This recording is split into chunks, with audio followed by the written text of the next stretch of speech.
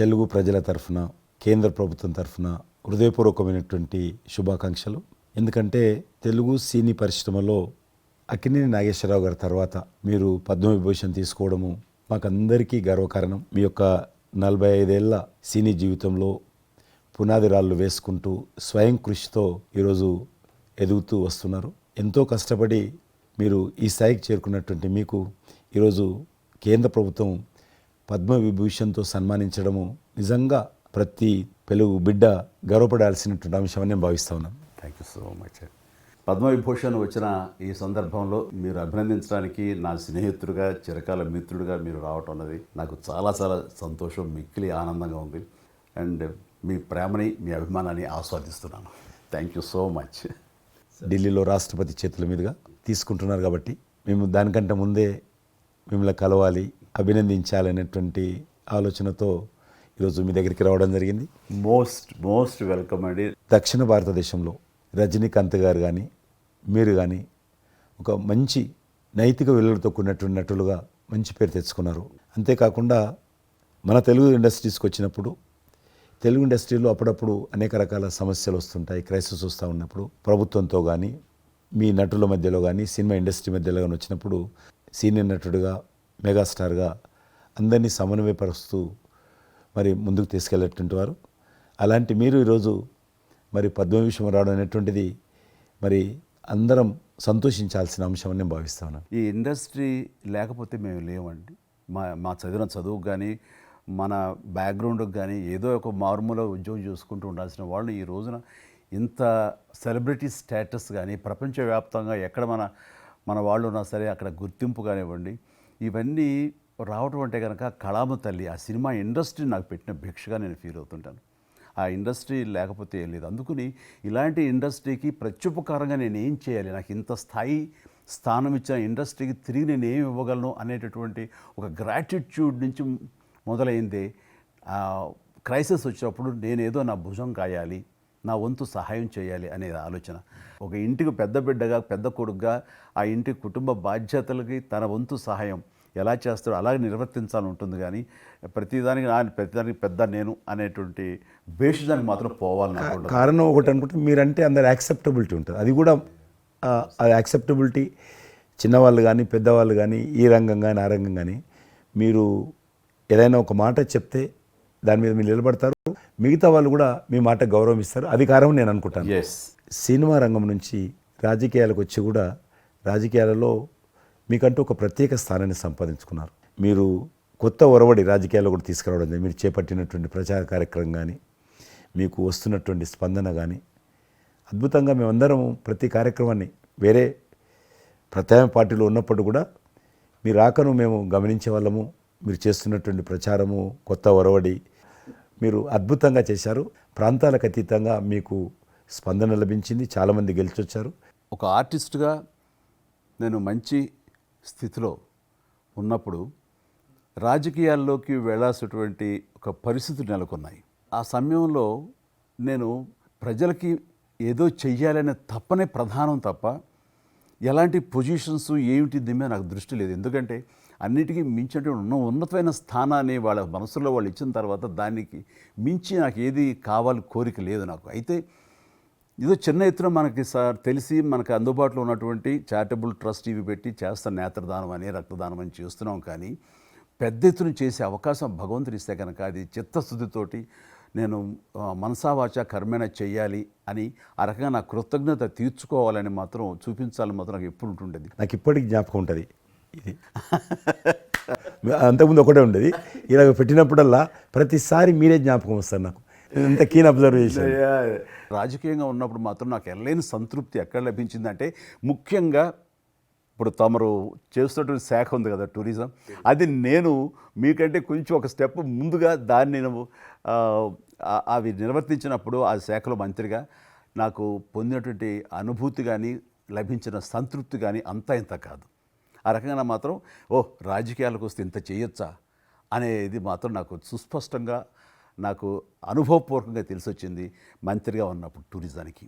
అది అలా అలా వెళ్ళి ఆఖరికి ఒక కల్నరీ ఇన్స్టిట్యూట్ అనేది నాకు అవకాశం తిరుపతిలో నేను వెళ్ళాను. అద్భుతమైనటువంటి ఇన్స్టిట్యూట్ అది. అంటే క్షమించాలి, అది ఇనిషియేట్ చేసి తీసుకురావడం వరకు నేను చేసి ఇంకా నేను ప్లానింగ్ అంతా మీరు ఉన్నప్పుడే జరిగింది. అంతా జరిగింది. రాబట్టడానికి ఎంత కృషి చేశానంటే అంతా ఇంత కాదు, అది మనకు రాకుండా పోయే పరిస్థితులు ఉన్నాయండి. ఆ టైం లోపల ఒక మినిస్టర్నా ఒక సూపర్ స్టార్నా అన్నీ పక్కన పెట్టేసి ఆ ప్లానింగ్ కమిషన్ చైర్మన్ ఉండేవారు మౌంటిగా అహ్లూవాలియా. ఆయన దీన్ని వద్దు, మనకి ఇది వైబుల్ కాదు, ఇది ఫీజిబుల్ కాదు అంటే కనుక కాదని ఆయన గుమ్మందరికి వెళ్ళిపోయి చేతులు కట్టుకుని ఇది ఓకే చేయండి సార్, దీని ఆవశ్యకత అంతా కాదు. ఇండియాలో ఉన్నటువంటి ఎన్ని రకాల స్టేట్స్, ఎన్ని రకాల కల్చర్స్ ఉన్నాయో అన్ని రకాల వంటకాలు ఉండేటటువంటి దేశం మందే. అది నేర్పించే ఒక ఇన్స్టిట్యూషను ఈ రోజున మనకి కావాలి, అదే కల్నరీ ఇన్స్టిట్యూట్. అది మనకు వచ్చింది, దాన్ని మనం నిలబెట్టుకోవాలి. ఇది గొప్ప అవకాశం, ఎంతోమందికి ఉద్యోగం ఇవ్వటమే కాదు మన కల్చర్ని కూడా మనం నిలబెట్టడం అవుతామంటూ ఆయనతో పోరాడి కన్విన్స్ చేసి ఓకే చేసి ఇక్కడ రాష్ట్ర ప్రభుత్వం ఆ రోజున ఉన్నట్టు రాష్ట్ర ప్రభుత్వం ఒప్పించి రేణుగుంటలో 15 ఎకరాల దాకా చేయించి ఇంకా పెట్టేస్తున్నాం, ఇంకా మనం స్టోన్ వేస్తున్నాం ఇక్కడ అని అనుకున్న సమయంలో ఈ రాష్ట్ర విభజన సమయంలో నేను రిజిగ్నేషన్ టెండర్ చేసి వచ్చింది. అయితే ఫైల్స్ అంతకు అన్నీ అయిపోయినాయి. దాని తర్వాత ఇమ్మీడియట్గా వచ్చిన కేంద్ర ప్రభుత్వంగా మీరు దాన్ని ఇంప్లిమెంట్ చేసి ఈరోజు రేణుగుంటలో అది మీరు చాలా అద్భుతంగా ఉన్నదండి. ఇంకా దాన్ని ఈ మధ్యలోనే 2 రోజుల క్రితం ఈ మధ్య నేను మా సెక్రటరీని పంపించాను. మళ్ళీ దాన్ని ఇంకా రిక్రూట్మెంట్ కానీ ఇంకా రీడెవలప్మెంట్ కానీ ఇంకా ఏ రకంగా డెవలప్. ఇప్పుడు ఆల్రెడీ మేము ఎస్వి యూనివర్సిటీతో టైప్ చేసుకుంటున్నాము, టీటీడీ వాళ్ళతో టైప్ చేసుకుంటున్నాము, కొన్ని స్టార్ హోటల్స్తో టైప్ చేసుకుంటున్నాము. ఆ రకంగా ఇంకా మీరు ఏదైతే ఆలోచన ఉండనో మీ ఆలోచన ప్రకారం దాన్ని ముందుకు ముందుకు తీసుకెళ్తాం. మీరు రాజకీయాలు ఉన్నా సినిమా రంగంలో ఉన్నా కూడా కల్మషం లేనటువంటి వ్యక్తి అని నేను భావిస్తాను. ఎవరిని పల్లెత్తు మాట అన్నారు, ఇంట్లో అన్నారు అనుకుంటే బయట అన్నారు అనుకుంటాను. పార్టీ పెట్టినప్పుడు కూడా ఎవరన్నా అక్కడక్కడ రాజకీయంగా అన్నా కానీ మీరు వ్యక్తిగతంగా అందరూ గౌరవిస్తారు ఈరోజు ఏ పార్టీలు ఉన్నప్పుడు కూడా. నేను అది ముందస్తుగా చూసింది మీలో కిషన్ రెడ్డి గారు. మిమ్మల్ని మనస్ఫూర్తిగా చెప్తున్నాను, అసెంబ్లీలోకి నేను అడుగుపెట్టినప్పుడు నేను కొత్తవాడిని. నా వెనకాల ఆల్రెడీ ఒకసారి ఎమ్మెల్యేగా చేసి రెండోసారి ఎమ్మెల్యేగా ఉన్న కిషన్ రెడ్డి గారు నా పక్క సీట్లో ఉండేవారు. ఇటు పక్క ఇంకొకరు జయప్రకాష్ నారాయణ గారు, ఆయన ఇటు పక్క చంద్రబాబు నాయుడు గారు, మరో పక్కేమో వైఎస్ఆర్ అందరూ ఉండేవాళ్ళు. వీళ్ళందరూ మాట్లాడుతుంటే, వీళ్ళందరూ రాజకీయ ఉద్దండులు మాట్లాడుతుంటే అందరూ చూస్తుండేవాడిని. అక్కడ నాకు వచ్చిన షాక్ ఏంటంటే ఫస్ట్ ఒకళ్ళు దుయ్యబెట్టుకుంటూ తిట్టుకుంటూ అసలు దుర్భాషలు ఆడుకుంటూ కొట్లాడుకునే పరిస్థితి వస్తూ ఇక ఫినిష్ అయిపోయింది, ఇక ఒకళ్ళొకళ్ళు మాట్లాడుకోరు, ఇంకా వీళ్ళు దీర్ఘకాల శత్రువులు వీళ్ళు ఇంకా అనే ఫీలింగ్ వచ్చింది. ఇలా ఉంటుందా అనేది. బట్ దానికి విరుద్ధంగా నేను అసెంబ్లీ అయిపోగానే కారులో నడుచుకెళ్తుంటే ఎవరైతే ఇద్దరు తిట్టుకున్నారో ఒకరొకరు దూషించుకున్నారో వాళ్ళు భుజమే చేసుకుని ఏంది భయ్యా నువ్వు అలా అన్నా, నువ్వు అనలేదు భయ్యా, అరే నా నాయకుడు చూస్తున్నాడు అనకపోతే బాగుండదని ఇట్లా అంటుంటే నాకు షాక్ తిన్నాను. చాలా ఆశ్చర్యపోయేవాడిని, ఇదే ఇలా ఉంటుందా. మీ సినిమా ఫీల్డ్ కంటే ఎక్కువ నటులు ఉంటారు, మీ సినిమా ఫీల్డ్ కంటే ఎక్కువ నటులు రాజకీయాల్లో ఉంటారేమో అలా అనిపిస్తుంది నాకు. అక్కడ అలాంటి పరిస్థితుల్లో ఒక నిబద్ధతతోటి ఇష్యూ బేస్డ్గా మాట్లాడుతూ తను అనుకున్నవి నిర్దిష్టంగా చెప్పగలిగేటటువంటి నాయకుల్లో మిమ్మల్ని అబ్జర్వ్ చేశాను. మీరు ఎక్కడ ఎవరిని దుర్భాషలాటం నేను చూడలేదు, ఎవరిని పౌరుషంగా మాట్లాడటం చూడలేదు, ఎవరిని ఎద్దేవా చేయడం రెడిక్యూల్ చేయడం నేను చూడలేదు. మీరు ఎంతసేపు ఇష్యూ బేస్డ్గా మాట్లాడేవాళ్ళు, స్ట్రాంగ్ వాయిస్ చేసుకుని మీరు అనుకున్నది అది ఎంత కరెక్టు, ఎలా అన్యాయం జరుగుతుంది అని ఆ ప్రజలకి మద్దతుగా ప్రజల తరపున నిలబడి మాట్లాడిన నాయకుడుగానే మిమ్మల్ని చూశాను. నేను ఇప్పటికీ అలాగనే ఉన్నాను. అవును, మా పార్టీలో ఉన్న కొంతమంది కానీ బయట ఉన్నటువంటి వాళ్ళు కానీ కొంత మీడియా విలేకరులు కానీ నువ్వు ఆ రకంగా మెత్తగుంటే లాభం లేదు, ఇప్పుడు రాజకీయాలలో నువ్వు కూడా పరుషంగా మాట్లాడాలి, వ్యక్తులను చాలా గట్టిగా మాట్లాడాలి అంటారు. కానీ నేను అదే అంటాను, నేను ఇప్పుడు మారలేను, నాకు అవసరం కూడా లేదు, నేను ఇలానే ఉంటాను. నేను గతంలో ఏ రకమైనటువంటి వాజ్పేయి గారు, లాల్ కృష్ణ అద్వానీ గారు, మా తెలంగాణలో మా వి రామారావు గారు, వెంకయ్యనాయుడు గారు, దత్తాత్రేయ, ఇదంతా నాకు నేర్పారు వాళ్ళు. నేను చిన్నగా ఉన్నప్పుడు నా చేయి పట్టుకొని నడిపారు వాళ్ళు. కాబట్టి నేను ఏ రోజు కూడా చిన్న పొరపాటు చేయకూడదనేటువంటి దాంట్లో ఉన్నాను. నేను ఎప్పుడన్నా రాస్తారోకో చేసేవాళ్ళం. రాస్తారోకే మాకు వి రామారావు గారిని సిక్కిం గవర్నర్ ఉండే ఎమ్మెల్సీ, ఆయన వెంటనే ఫోన్ చేసేవాడు. నువ్వు ఎక్కడన్నా పోతున్నప్పుడు ఎవరైనా రాస్తారోకే చేస్తే ఒక 2-3 గంటలు ట్రాఫిక్ జామ్ అయితే నీకెంత బాధ అవుతుంది. కాబట్టి నువ్వు రాజకీయ నాయకుడు అయినంత మాత్రాన రోడ్డు ఆపేసి ప్రజలను ఇబ్బంది పెడితే ప్రజలకు మేలు చేయాలనుకుంటున్నావా, ప్రజలు ఇబ్బంది పెట్టాలనుకుంటున్నావా, ఈ రకంగా ప్రశ్నించేవాడు. నేను ఎవరైనా ముఖ్యమంత్రులది దిష్టిబొమ్మ తగలబెడితే ముఖ్యమంత్రి తగలబెట్టొద్దు, కావాలంటే గవర్నమెంట్ తగలబెట్టు, వ్యక్తి ఆ రకం చిన్న చిన్న విషయాలు నాకు ఫ్యాంటాస్టిక్ సార్. ఈ రోజుల్లో ఎంతమంది ఇలా ఆలోచించే నాయకులు ఉన్నారు, ఎంతమంది స్టేట్స్మెన్లు ఈ రకమైన సలహా ఆ తర్వాత వచ్చే యంగ్ నాయకులకి సలహా ఇచ్చేవాళ్ళు ఉన్నారు. అవన్నీ కరువడిపోతున్నాయి. ఇవన్నీ కూడా చరిత్రలో జరిగేవంట అనే స్థితిలాగా ఉంది మీలాంటి వాళ్ళు లేకపోతే కనుక. ఈరోజు మనము స్వాతంత్రం వచ్చి 75 సంవత్సరాలైంది. ఈ 75 సంవత్సరాల్లో మనం అనేక రకాలుగా అభివృద్ధి చేసుకున్నాము, ప్రాజెక్టులు కట్టుకున్నాము, ముందుకెళ్ళాము, కొంత మెరుగైనటువంటి పరిస్థితి వచ్చింది. కానీ మన తర్వాత వచ్చినటువంటి స్వాతంత్రం వచ్చినటువంటి దేశాలు కూడా డెవలప్డ్ కంట్రీగా ఎమర్జ్ అయినాయి. మనం ఇంకా డెవలపింగ్ కంట్రీ, అభివృద్ధి చెందిన దేశంగా ఎదగలేదు. కానీ దురదృష్టం ఏంటంటే మనకు టార్గెట్ పెట్టుకోలే, ఎప్పటి లోపల మనం లక్ష్యం చేరుకుందాం అనేది ఎక్కడ కూడా పెట్టుకోలేదు. ఇంకో 75 సంవత్సరాల తర్వాత ఇట్లనే ఉన్నాం అనుకో, ఇంకో 75 సంవత్సరాల తర్వాత కూడా వెనక తిరిగి చూస్తే మనం డెవలపింగ్ కంట్రీగా ఎమర్జ్ కాము. అందుకే ఈ మధ్యలో మన కేంద్ర ప్రభుత్వము ఒక టార్గెట్ పెట్టుకుంది. ఇప్పుడు కమింగ్ 25 ఇయర్స్ ప్రపంచంలో అత్యధికమైనటువంటి యూత్ పాపులేషన్ ఇండియాలో ఉంటుంది. ఎగ్జాక్ట్లీ. కాబట్టి ఈ 25 ఇయర్స్ అమృతకాలం అంటారు దీన్ని. ఎగ్జాక్ట్లీ. ప్రధానమంత్రి కూడా అప్పుడప్పుడు అంటుంటారు ఇది అమృతకాలము. కాబట్టి ఈ 25 ఇయర్స్ మన యూత్ కానీ ప్రతి ఒక్క ఫీల్డ్ కానీ మనము ఇప్పుడు సినిమా ఫీల్డ్ అందుకు సినిమా ఫీల్డ్ 2047లో ఏ రకంగా ఉండాలి, ప్రపంచాన్ని ఏ రకంగా డామినేట్ చేయాలి, అగ్రికల్చర్ ఏ రకంగా డామినేట్ చేయాలి, ఇండస్ట్రీ ఏ రకంగా డామినేట్ చేయాలి, ఎన్జిఓస్ ఏ రకంగా పనిచేయాలి, ఆర్థిక వ్యవస్థ ఏ రకంగా ఉండాలి, ఆ రకంగా ఎవరికి వారు 140 కోట్ల మంది మనం అనుకొని 2047 లోపల 100 సంవత్సరాల స్వాతంత్ర పండుగ జరుపుకుంటాము. ఆ రోజుకు మనం అభివృద్ధి చెందిన దేశంగా ఎదగాలి. ఇంకొక మాట అంటారు ప్రధానమంత్రి గారు, అప్పుడు ఏ పార్టీ ఉంటుందో అధికారం మనకు అనవసరం. అప్పుడు ఎర్రకోట నుంచి ఏ ప్రధానమంత్రి ఏ వ్యక్తి జాతీయ పతాకం ఆవిష్కరిస్తారో మనకు సంబంధం లేదు, ఎవరైనా ప్రజలు అనుకుంటారు. కానీ ఆ రోజుకు మన దేశం ప్రపంచంలో డెవలప్డ్ కంట్రీ స్థాయికి ఎదిగి 3, 4, 5 ఉంటే అట్లో మన దేశం ఉండాలి అనేది అని ఈరోజు మనం అందరం ఒక లక్ష్యంగా పెట్టుకొని ముందుకెళ్తే యూత్ ఏదైతే అంటున్నారో మీరు, ఆ యూత్ కూడా మరి వాళ్ళ జీవితం సాఫల్యం చెందినట్టు అవుతుంది. ఇప్పుడు డెవలప్డ్ కంట్రీస్లో మనది ఆర్థికంగా చూసుకుంటే కనుక ఆర్థిక వ్యవస్థగా మనది 5వ కంట్రీగా డెవలప్ అయింది. లార్జెస్ట్ ఎకానమీ ఈ మధ్య కాలంలో, ఈ మధ్య సంవత్సరాల్లో, ఒక దశాబ్ద కాలం లోపల. ఇప్పుడు వచ్చే 5 సంవత్సరాల్లో మనం థర్డ్ ప్లేస్ చేరుతాం. ఇప్పుడు యూకే లాంటి మనల్ని పరిపాలించి మన ఆక్రమించుకొని పరిపాలించినటువంటి బ్రిటన్ కూడా వెనకకి నెట్టేసి 5వ స్థానానికి వచ్చేసి వచ్చేటువంటి 5 సంవత్సరాల్లో ఖచ్చితంగా మనం 3వ స్థానంలోకి లార్జెస్ట్ ఎకానమీ కంట్రీగా మనం ఎమర్జ్ అవుతాం. 100%. అవన్నీ ఇప్పుడు జరుగుతున్నటువంటి ఈ యొక్క డెవలప్మెంట్స్, ఈ ఆర్థిక సంస్కరణలు ఇవన్నీ చూస్తుంటే ఖచ్చితంగా ఆ రోజు ఎంతో దూరం లేదు మీరు చెప్పినట్లుగా. మీ తెలిసి మధ్యలో G20 సమావేశాలు నిర్వహించినప్పుడు నేను మీతోటే మాట్లాడాను. శ్రీనగర్ అంటే ఎట్లా ఉండని పరిస్థితి తెలుసు. ఈ టూరిజం మినిస్ట్రీకి 4 మీటింగ్లు అవుతాయి. ఒక మీటింగ్ అక్కడ పెట్టాలని నిర్ణయించుకున్నప్పుడు ప్రధానమంత్రి అన్నారు, సినిమా ఫీల్డ్ మీద చర్చించండి, ఎందుకంటే సినిమా ఫీల్డ్ ఎక్కువగా షూటింగ్లు చేసేవాళ్ళు. మేము చిన్నగా ఉన్నప్పుడు జమ్మూ కాశ్మీర్ వెళ్ళలేదు వివరం కూడా, కానీ దేశంలో ఉన్నటువంటి కోట్లాది మంది కాశ్మీర్ అందాలను చూశారు సినిమాల కారణంగా. ఎవరు పోలేదు అక్కడికి, కానీ చూశారు. కాబట్టి ఆ సినిమా ఫీల్డ్కి సంబంధించినటువంటి సెషన్ పెట్టాలి మీరు అని చెప్పి ప్రధానమంత్రి గారు చెప్పి ఆయన ఆదేశించిన తర్వాత ఈ సినిమా ఫీల్డ్కి సంబంధించి అన్ని దేశాలకు సంబంధించినటువంటి ప్రముఖులందరినీ కూడా ఆహ్వానించాం. అప్పుడు మేము మీటింగ్ పెట్టాలంటే పాకిస్తాన్ అన్ని దేశాలకు లెటర్స్ రాసింది, చైనా లెటర్స్ రాసింది, టెర్రరిస్ట్ ఆర్గనైజేషన్స్ అన్నీ కూడా హెచ్చరించాయి. జమ్మూ కాశ్మీర్కి వస్తే, Kashmir is a disputed place అది, కాబట్టి ఎవరు రావద్దు, వస్తే మాత్రము ఏమైనా అవుతే మాకు సంబంధం లేదని పాకిస్తాన్ కూడా అందరూ హెచ్చరించారు. బట్ ప్రైమ్ మినిస్టర్ చెప్పాడు, ఎట్టి పరిస్థితుల్లో మీటింగ్ పెట్టి తీరాలి, నువ్వు నాకు అనవసరం, నీకేం కావాలో నేను అన్ని ఏర్పాటు చేస్తాను.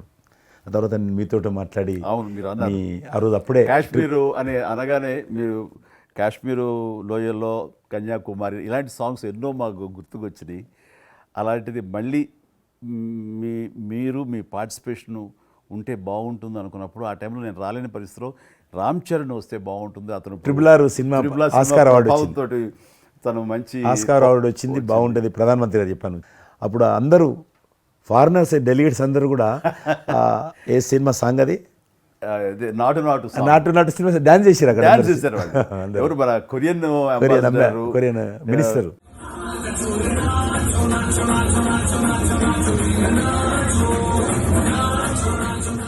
అలాగే ఇంకొక జర్మన్ అంబాసిడర్స్ చాలా మంది కింద మీరు చూసింది కొద్ది మందిని, కింద చాలా మంది చేశారు పాట పెట్టి చేసినప్పుడు. సో ఇప్పుడు మీకు మనం చేస్తున్నాను లాస్ట్ 2023లో ఇప్పుడు ఆ ఆర్టికల్ 370 తెలిగించిన తర్వాత 23 కానీ 22 కానీ ఆల్మోస్ట్ మోర్ దెన్ 300 పిక్చర్స్ అవి మరి ఓటీటీ సినిమాలు కావచ్చు, టీవీ సీరియల్స్ కావచ్చు, మన సినిమాలు కావచ్చు, కొన్ని బయట దేశాలకు సంబంధించినటువంటి సినిమాలు కూడా ఆల్మోస్ట్ 300 పిక్చర్స్ షూటింగ్ జరిగాయి అక్కడ లాస్ట్ 2 ఇయర్స్లో.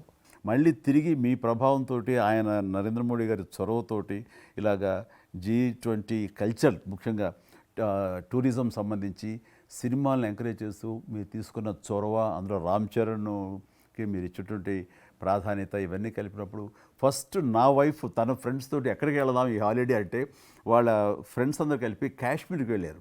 అన్నిటికీ మించి మన భారత జాతీయ జెండా రెపరెపలాడుతుంది. ఆడుతున్నది మీకు తెలుసలేదు, మా పార్టీ తరఫున మాకు మురళీ మనోహర్ జోషి గారు ఉండేవారు, పార్టీ అధ్యక్షుడు అద్వానీ గారి తర్వాత.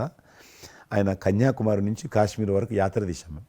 ఏంటో తెలుసా డిమాండ్, అక్కడ శ్రీనగర్లో జాతీయ పతాకం ఎగరడం, దానికోసం ఉద్యమం చూడండి, ఒక జెండా ఎగరడం కోసం. ఆడికి మిలిటరీ మధ్యలో పోలీస్ ఫైరింగ్ల మధ్యలో ఒక జెండా మేము జమ్మూ కాశ్మీర్ కానీ ఆపేశారు మమ్మల్ని. అక్కడ నుంచి విమానం, మిలిటరీ విమానంలో తీసుకుపోయి ఆయన ఒక్కరిని అక్కడ జెండా ఎగిరినట్టు చేసి మనకు తీసుకొచ్చారు. దల్ లేక్ అని ఉంది అక్కడ, డాల్ లేక్, yes. ఉన్నది కదా. మొన్న 15th ఆగస్ట్, ఇంతకుముందు 15th ఆగస్ట్ ఏదైతే మనము 70 సంవత్సరాల పండుగ జరుపుకున్నాము, 50,000 మంది అమ్మాయిలు అబ్బాయిలు స్కూల్ పిల్లలు అందరూ చేతులలో 3 రంగుల పతాకాలు పట్టుకొని దల్ లేక్ చుట్టూ ఊరేగింపు చేశారు. శభాష్. అది మార్పు. ఎస్. ఇంకొకటి నాకు సంతోషం ఏంటంటే, మీరు రాజకీయాలకు రాకముందే మీకంటూ ఒక ప్రత్యేక స్థానం సర్వీస్ యాక్టివిటీలు, చిరంజీవి చారిటబుల్ ట్రస్ట్ చాలా పెద్ద ఎత్తున చేయడం అనేటువంటిది నిజంగా అది చాలామందికి ఆదర్శమైంది. మిమ్మల్ని చూసిన తర్వాత చిరంజీవి గారు పెట్టిన అంత పెద్ద నటు పెట్టడం మనం చేయకూడదని వాళ్ళ స్థాయిలో పెట్టినటువంటి చాలా సంస్థలు మీ నుంచి స్ఫూర్తి తీసుకొని పెట్టారనేది నాకు తెలిసిన వాళ్ళు కూడా చాలామంది చెప్పారు. కాబట్టి అది గొప్ప విషయం. మీకు ఎందుకు వచ్చిన ఐడియా? అది ఏదైనా సరే ముందు మన మనసులో తిరిగి ప్రత్యుపకారంగా ఏదైనా చెయ్యాలి అనే భావం ఒకటి ఉంటేనండి అవకాశాలు ఎదురుగా ఉంటాయండి మన ఎదురుగా. అలా చూసినప్పుడు ఆ టైంలో రక్తం దొరకక చనిపోయే వాళ్ళు చాలామంది ఉన్నారు. అది గర్భస్రావంతో, డెలివరీ సమయంలో, యాక్సిడెంట్ సమయంలో కొంతమంది క్షతగాతులు, అట్లాగా లుకేమియా కానివ్వండి, క్యాన్సర్ కానివ్వండి, ఇలాంటివి తలసేమియా కానివ్వండి, ఇలాంటి చాలామంది ఉన్నారు. ఇంతమంది జనాభా ఉన్న ఈ దేశంలో రక్తం ఇచ్చేవాళ్ళు లేకుండా పోయారు. ఎందుకంటే రక్తం అనేది ల్యాబుల్లో తయారు చేసేది కాదు, ఒక మనిషి మరొక మనిషికి దానం ఇస్తేనే జరిగేది. సో ఆ మాత్రం ఆల్టర్నేటివ్ లేదు, లేదు, ప్రత్యామ్నాయం లేదు. సో ఇది కేవలం మంచి మనసుతోటి ఉండేవాళ్ళు ఇచ్చేదే. వాళ్ళు మోటివేట్ చేయాలంటూ నేను ఏం చేస్తానంటే, నా ఫ్యాన్స్ని ఫస్ట్ మోటివేట్ చేద్దామని దీని ఆవశ్యకత చెప్పడం కోసంగా షార్ట్ ఫిల్మ్స్ కానివ్వండి, ఎక్కడ పెడితే అక్కడ నేను ఇవ్వటం మొదలుపెట్టేసరికి ఈ రోజున రక్తం ఇవ్వటం కోసంగా ముమ్మరంగా ముందుకు రాగలుగుతున్నారు అంటే దాన్ని ఇనిషియేట్ చేసింది, దానికి ముందస్తుగా దాన్ని మోటివేట్ చేసింది నేను అని చెప్పుకోవడానికి నాకు గొప్ప విషయం అండి. కానీ మీరు ఒక ఉద్యమంలాగా తయారు చేశారు దాన్ని, ఒక మూమెంట్ లాగా తయారు చేసి మిషన్కి hats off to my fans and motivate అయిన ధర్మాత్ములు, మంచి మనసు ఉన్న వాళ్ళు ఎంతోమంది ముందుకు వచ్చారు. వాళ్ళందరికీ కూడా ఈ సందర్భంగా చేతులెత్తి నమస్కరిస్తాను. ఇక్కడ మీ గురించి నేను ఇంకోటి విన్నాను, మీరు ఏదైతే నా సేవా కార్యక్రమాల గురించి మీరు ప్రస్తావించారో అదే సమయంలో నేను కోవిడ్లో కూడా నేను కొంచెం యాక్టివ్గా ఉండి మా కార్మికులకి సంబంధించి 3 నెలల పాటు 4 నెలల పాటు నా మిత్రుల సహకారంతో నేను కొంత అమౌంట్ తోటి సినిమా ఫీల్డ్లో పనిచేస్తున్నటువంటి బాయ్, ఆఫీస్ బాయ్ నుంచి మొదలు పెడితే టెక్నీషియన్స్ వరకు కూడా మీరు చాలా పెద్ద ఎత్తున 14,000 మందికి నేను గ్రాసరీస్ ఇవ్వగలిగాను వాళ్ళకి బయటికి రాని పరిస్థితిలో. బట్ అదే పరిస్థితిలో మీరు దేశవ్యాప్తంగా మీరు ముఖ్యం ఇక్కడ మన రాష్ట్రానికి సంబంధించి తెలంగాణలో మీరు ఫ్రంట్ లైన్లో ఉండి ప్రతి వాళ్ళని పరామర్శిస్తూ, ప్రతి హాస్పిటల్కి వెళుతూ ఎవరైతే ఆ రోజున ఫ్రంట్ లైన్ హీరోస్ ఉన్నారో వాళ్ళందరినీ పరామర్శిస్తూ మీరు అద్భుతంగా పెద్ద ఎత్తున చేశారు. అదే కాకుండా మన ఇండియా లెవెల్లో మీరు corona command control room, corona command control room మీకు మీ ఆధ్వర్యంలో జరిగింది. అప్పుడు మీరు చేసిన సేవల గురించి దేశం ప్రస్తావించారు. అంటే అప్పుడు నోడల్ మినిస్ట్రీ, హోమ్ మినిస్ట్రీ ఉండింది. ఏమైనా డైరెక్షన్స్ దేశానికి ఇవ్వాలన్నా, రాష్ట్ర ప్రభుత్వాలకు ఇవ్వాలన్నా, లాక్డౌన్ ఎక్కడ పెట్టాలి, ఎక్కడ పెట్టకూడదు, ఎప్పుడు పెట్టాలా, లాక్డౌన్లో ఏ స్థాయికి వెళ్ళాలా అన్నీ కూడా హోమ్ మినిస్ట్రీ ఇచ్చేది. నేను అప్పుడు హోమ్ మినిస్ట్రీలో ఉన్నాను. ప్రజలకు రోజువారీ అవసరమైనటువంటి 24 మినిస్ట్రీస్, 3 జాయింట్ సెక్రటరీస్ ఒక్కొక్క మినిస్ట్రీ నుంచి 8 గంటల చొప్పున హోల్ నైట్ టు డే 24/7 ఆ బ్యాచ్ కరోనా కంట్రోల్ రూమ్లో కూర్చోవాలి. ఆ రకం కూర్చున్నప్పుడు దానికి యాజ్ ఎ మినిస్టర్గా నన్ను ఇన్ఛార్జ్ పెట్టారు ప్రధానమంత్రి గారు, అమిత్ షా గారు. చాలా అద్భుతంగా నేను కూడా ఆల్మోస్ట్ 1.5 మంత్ ఆఫీసులోనే పడుకున్నాను. మిలిటరీ విమానాలలో ఆక్సిజన్ పంపించాను, మీకు తెలుసు. మిలిటరీ విమానాలు చాలా ఒక విమానం ఢిల్లీ నుంచి ఆక్సిజన్ తీసుకొని వస్తే గ్రీన్ ఛానల్ ద్వారా హైదరాబాద్ సికింద్రాబాద్ స్టేషన్ వచ్చేంత వరకు కూడా ఎక్కడ ఆగకపోయేది. అంత నెట్వర్క్ గ్రీన్ ఛానల్ అంటారు. ఆ రకంగా విమానాల ద్వారా నేను గాంధీ హాస్పిటల్కి ఆల్మోస్ట్ 12 సార్లు పోయాను లోపలికి. ఎవరైతే వెంటిలేటర్ మీద పేషెంట్స్ ఉంటారో, నేను బుక్ ఒకటి ప్రింట్ చేశాను. వెంటిలేటర్ మీద పేషెంట్ దగ్గరికి వెళ్ళి దగ్గరగా మాట్లాడాను. దేవుడి మీద భారం ఇచ్చి తిరిగాను. ఆ రకంగా ఎందుకు వెళ్ళానంటే ఏదో పబ్లిసిటీ కోసం కాదు. డాక్టర్లు పనిచేస్తున్నారు, ఆడ నర్సులు పనిచేస్తున్నారు, మోరల్ సపోర్ట్ ఇవ్వడం కోసం. ఆడ శానిటేషన్ సిబ్బంది పనిచేస్తారు, క్లీన్ చేయడం. వాళ్ళు పనిచేస్తున్నప్పుడు మనం వాళ్ళని గాలికి వదిలేసి మీరు పని చేయండి, మేము రాజకీయ నాయకులము, మేము ఇళ్ళల్లో ఉంటాము, మేము రాము అని కూడా దాన్ని తట్టి నేను లోకల్గా ప్రజాప్రతినిధిని, ఎంపీని అని చెప్పి మా ఇంట్లో భయపడుతున్నా, అందరూ భయపడుతున్నా. ప్రెస్ వాళ్ళందరూ వచ్చేవాళ్ళు. ప్రెస్ వాళ్ళందరినీ గేట్ కాడ, బయట మెయిన్ గేట్ కాడ ఆపాడు. ఇక నేను పోయేవాడిని, మొత్తం చూసేవాడిని. ఆ సూపరింటెండెంట్ కూడా నాతో పాటు లోపలికి వచ్చేవాడు ధైర్యం చేసి నేను వెళ్ళినప్పుడు. ఆ రకంగా పూజారులు ఉంటారు దేవాలయాలలో. పూజారులు కూడా చాలా పేదవాళ్ళు ఉంటారు, మీకు తెలుసు. వాళ్ళకు దేవాలయాన్ని క్లోజ్ అయినాయి కదా, ఆ టైంలో పూజారులందరికీ గ్రాసరీస్ పంపించడము, మీలాంటి వాళ్ళ దగ్గర, పెద్దవాళ్ళ దగ్గర సాయం తీసుకొని మా కార్యకర్తలకు పంపించడము, పోలీస్ స్టేషన్లో పోలీసుకు పంపించడము, హోంగార్డ్స్ పంపించడము. ఈ రకంగా నేను కూడా కొద్దిగా గొప్ప చేశాను. ఇక్కడ మా వాళ్ళతోటి కలిసి నా కాన్స్టిట్యున్సీ చూసి ఈవెన్ నా పార్టీలో ఉన్నటువంటి, నాకు పనిచేసినటువంటి పేద కుటుంబాల కార్యకర్తలకు కూడా గ్రాసరీస్ పంపించాను నేను. ఆ రకంగా కూడా వర్కౌట్ చేశాను. మీ కుటుంబంలో కూడా చాలామంది మీకు బంధువులు సినిమాలు వచ్చారు. అందులో ఇద్దరు ప్రముఖంగా, మీ అబ్బాయి చరణ్ గారు కావచ్చు, మీ సోదరుడు పవన్ కళ్యాణ్ గారు కావచ్చు. వాళ్ళిద్దరిట్లో మీకు నచ్చిన సినిమా ఏముంటుంది? పవన్ కళ్యాణ్ సినిమాల్లో నాకు తొలి ప్రేమ ఒకటి చాలా ఇష్టం, బద్రీ ఇష్టం, అలాగే జల్సా అనే ఇంకో సినిమా, అత్తారెడ్డి దారేదైతే చాలా నేను చూశాను అది. అవి తను చేసినవి సినిమాలైనా అన్నీ కూడాను అద్భుతమైన సినిమాలే, 1-2 తప్ప.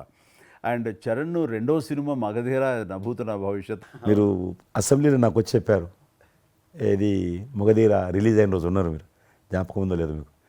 కరెక్టే కదా, మీరు షేర్ చేశారు. చాలా బాగా నడుస్తుంది మా అబ్బాయిది, మంచి అదే టైంలో మీరు అసెంబ్లీలో కూడా చెప్పారు మాకు, మామూలుగా మాట్లాడుతున్నారు, మగధీర చాలా అద్భుతంగా వచ్చింది చిరంజీవి అని. మీరు ఎంత సంతోషపడిపోయారో. మీకు రాజకీయంగా మీ తదనంతరం లేదా మీతో పాటు మీ బంధుగణంలో కానీ, మీ బంధువులో కానీ, మీరు ఎంకరేజ్ చేసిన మీ శిష్య వర్గంలో కానీ ఎవరైనా ఉన్నారా? అంటే నేను మా కుటుంబం నుంచి ఎవరిని ప్రోత్సహించలేను. ఎవరన్నా ఇష్టం ఉంటే వాళ్ళు రావాలి ఫ్యూచర్లో, నేను ప్రోత్సహించలే ఎవరిని కూడా. నాకు పార్టీలో గ్రూప్ అంటూ లేదు. అందరూ పార్టీ కార్యకర్తలందరూ నా గ్రూపే, పార్టీయే నా జెండా. ఆ రకంగా నేను ఎవరిని వ్యక్తిగతంగా నా మనిషిని ప్రోత్సహించుకోవడము, లేకపోతే మా కుటుంబ సభ్యులను ప్రోత్సహించడం అనేటువంటిది, ఎవరైనా రాజకీయాలు అంటే వాళ్ళ స్వేచ్ఛ, మనం బలవంతంగా తీసుకొచ్చి నిలబెట్టాలనేది నేను జనాలు కూడా అనుకోలేదు ఇప్పటివరకు అయితే. ఈ ఫ్యూచర్ ఏమైతే చెప్పలేను ఇప్పటికైతే. మీరు ఒక గ్రూపు, నా కార్యకర్తలు నా గ్రూప్ అని మీరు అంటే నాకు ఒక విజువల్, ఒక ఫోటోగ్రాఫ్ గుర్తుకొస్తుంది. మీరు వైట్ హౌస్ ముందు మీరు కొంతమంది కార్యకర్తలు అలా ఉన్నారు, కానీ వాళ్ళు నిశ్చితంగా చూస్తే నరేంద్ర మోడీ గారు ఉన్నారు ఆ టైం లోపల. మీకు అప్పటి నుంచి కూడా నరేంద్ర మోడీ గారితో సత్సంబంధాలు ఉండేవా? అద్వానీ గారు ప్రెసిడెంట్ ఉన్నప్పుడు 1994లో నేను అప్పుడు యూత్ వింగ్లో పనిచేస్తున్నాను. American council of young political leaders, అది యుఎస్ గవర్నమెంట్ ఏజెన్సీ. వాళ్ళు ఏం చేసేవాళ్ళంటే కొన్ని ముఖ్యమైనటువంటి దేశాల నుంచి అప్పుడప్పుడు యూత్ డెలిగేషన్, పొలిటికల్ పార్టీకి సంబంధించినటువంటి యూత్ డెలిగేషన్, యంగ్ లీడర్స్ అంటారు, యంగ్ లీడర్స్ని పిలిచి మా దేశం ఏ రకంగా అభివృద్ధి చెందుతుందో మీరందరూ చూసి మీరు మీ దేశాల్లో మాకు దేశం గురించి ప్రచారం చేయాలి, వాళ్ళ కాన్సెప్ట్ అది. అద్వానీ గారు ముగ్గురిని సెలెక్ట్ చేశారు. నన్ను హైదరాబాద్ నుంచి, తెలంగాణ ఉమ్మడి రాష్ట్రం ఆంధ్రప్రదేశ్ నుంచి, కర్ణాటక నుంచి అనంత్ కుమార్ అని చనిపోయారు, మినిస్టర్ ఉండేవాడు, సివిల్ అవియేషన్ మినిస్టర్ ఉండేవాడు, కల్చర్ మినిస్టర్. ఆయన చనిపోయారు మధ్యలోనే. అక్కడ గుజరాత్లో ఆర్గనీ పార్టీకి సెక్రటరీ ఉండేవాడు నరేంద్ర మోడీ గారు, అప్పుడు మినిస్టర్ కాదు ఇంకా మా ముగ్గురిని సెలెక్ట్ చేసి ఢిల్లీకి పిలిచి ఇట్లా మీరు పార్టీ తరఫున పోవాలి అని చెప్పి, నన్ను కూడా నువ్వు పోవాలన్నప్పుడు నాకు పాస్పోర్ట్ లేదు, నాకు చాలా చిన్న ఏజీ, ఫ్లైట్లో మొదటిసారి పోయినా నేను, తొందర రమ్మంటే మా పార్టీ ఫ్లైట్ టికెట్ ఇస్తే పోయాను. మాట్లాడినాక వారు చెప్పారు మీరు ముగ్గురు అని కూర్చున్నాక ఇంటి ముందోటి కటింగ్ షాప్ ఉంది, నరేంద్ర మోడీ గారి గడ్డ ఉంది, నా గడ్డ ఉంది చిన్నోని, మీరు దగ్గర క్లీన్ షేవింగ్ చేసుకురా అన్నాడు. నరేంద్ర మోడీ ఇంటి మా అమ్మ పోయిన క్లీన్ నాకు చూపించాలండి మళ్ళీ వచ్చి, మళ్ళీ పోయి క్లీన్ షేవింగ్ చేసుకొని నరేంద్ర మోడీ గారు మేము ఇద్దరం, ఎందుకనంటే అయినా మీరు పార్టీ రిప్రజెంట్ చేయడం లేదు, మీరు ఇండియాని రిప్రజెంట్ చేస్తున్నారు, టైంకి రావాలా, టైం పోవాలని చెప్పి మమ్మల్ని పంపించిన తర్వాత నరేంద్ర మోడీ గారు మీరు చూడండి ఆ ఫోటోలో ఆయన సంఖ్యకు బ్యాగ్ ఉంటుంది, ఆ బ్యాగులో పుస్తకము పెన్ ఉంటుంది. మేము రాజులాగా పుస్తకం లేదు, పెన్ లేదు, మేము పోతుంటే అందులో భాగంగానే వైట్ హౌస్ లోపల రానిచ్చేవాళ్ళు చాలా దూరంకి వెళ్ళి, కానీ చూపించేవాళ్ళు బయట ఉండే కొంత అమెరికా ఇది వైట్ హౌస్ అక్కడ కనిపిస్తుంది, అందులో అది ప్రెసిడెంట్ రూము, ఇక్కడ కనిపిస్తుంది కిచెను, ఇది కాన్ఫరెన్స్ హాలు, బయట నుంచి అందరు చెప్పేటప్పుడు చాలామంది ఉండేవాళ్ళు. అదే నేను చూసి గైడర్స్ టూరిస్ట్ గైడ్స్ ఉంటారు కదా, వాళ్ళు చాలామంది అక్కడ పోతే చెప్పేవాళ్ళు. ఆ రకంగా అక్కడ దిగినటువంటి ఫోటో అది. ఎందుకు రిలీజ్ చేశానంటే ప్రధానమంత్రి గారు అయిన తర్వాత నాకు ఫోన్ చేశాడు, కిషన్ ఏమన్నా మీ దగ్గర ఫోటోలు ఉన్నాయా, ఆయన దగ్గర లేవు పాపం. ఓకే, నాకు ఫోన్ చేశాడు. నేను ఎమ్మెల్యే క్వార్టర్స్లో అవినీతి ఫోటోలు తీసినాక ఇంత కట్ట ఉండే కానీ అన్నీ అంటుకొని ఒకటి మనకు తెలియదు కదా, మొత్తం పాడిపోయినాయి. 8 ఫోటోలు దొరికినాయి, అందులో ఏదో ఒకటి దొరికింది బోటు థమ్స్అప్ తాగుతూ, అప్పుడు థమ్స్అప్ తాగొద్దని కూడా తెలియదు, ఇది మల్టీనేషనల్ కంపెనీ అటువంటి ఏం లేదు అప్పుడు. బోట్ నడిపిస్తున్న ఫోటో ఇవన్నీ కూడా కొన్ని దొరికితే పంపించాను. ఆయన ఏ వైట్ హౌస్ ముందు అయితే నేను ఫోటో దిగాను గేట్ కాడ, ఈరోజు అదే వైట్ హౌస్ ఆహ్వానం మేరకు వైట్ హౌస్ లోపలికి వెళ్తున్నానని ఆ ఫోటో రిలీజ్ చేశాడు ఎక్సలెంట్ ఎక్స్పీరియన్స్ ప్రైమ్ మినిస్టర్. ఆ ఫోటో అప్పుడు బయటకు వచ్చింది, ఆ ఫోటో బయటకు వచ్చింది. ఆ రోజు ప్రైమ్ మినిస్టర్ గారు అయిన తర్వాత అమెరికాకి వెళ్తున్న రోజు రిలీజ్ చేసిన ఫోటో అది. మీరు మాకు ఒక మాట ఇచ్చారు, మీరు మన ఆఫీస్ ఏదైతుందో టూరిజం ఆఫీసు ఢిల్లీలో నేను వస్తాను, మన ఇద్దరం ఒకసారి ఎందామని అన్నారు.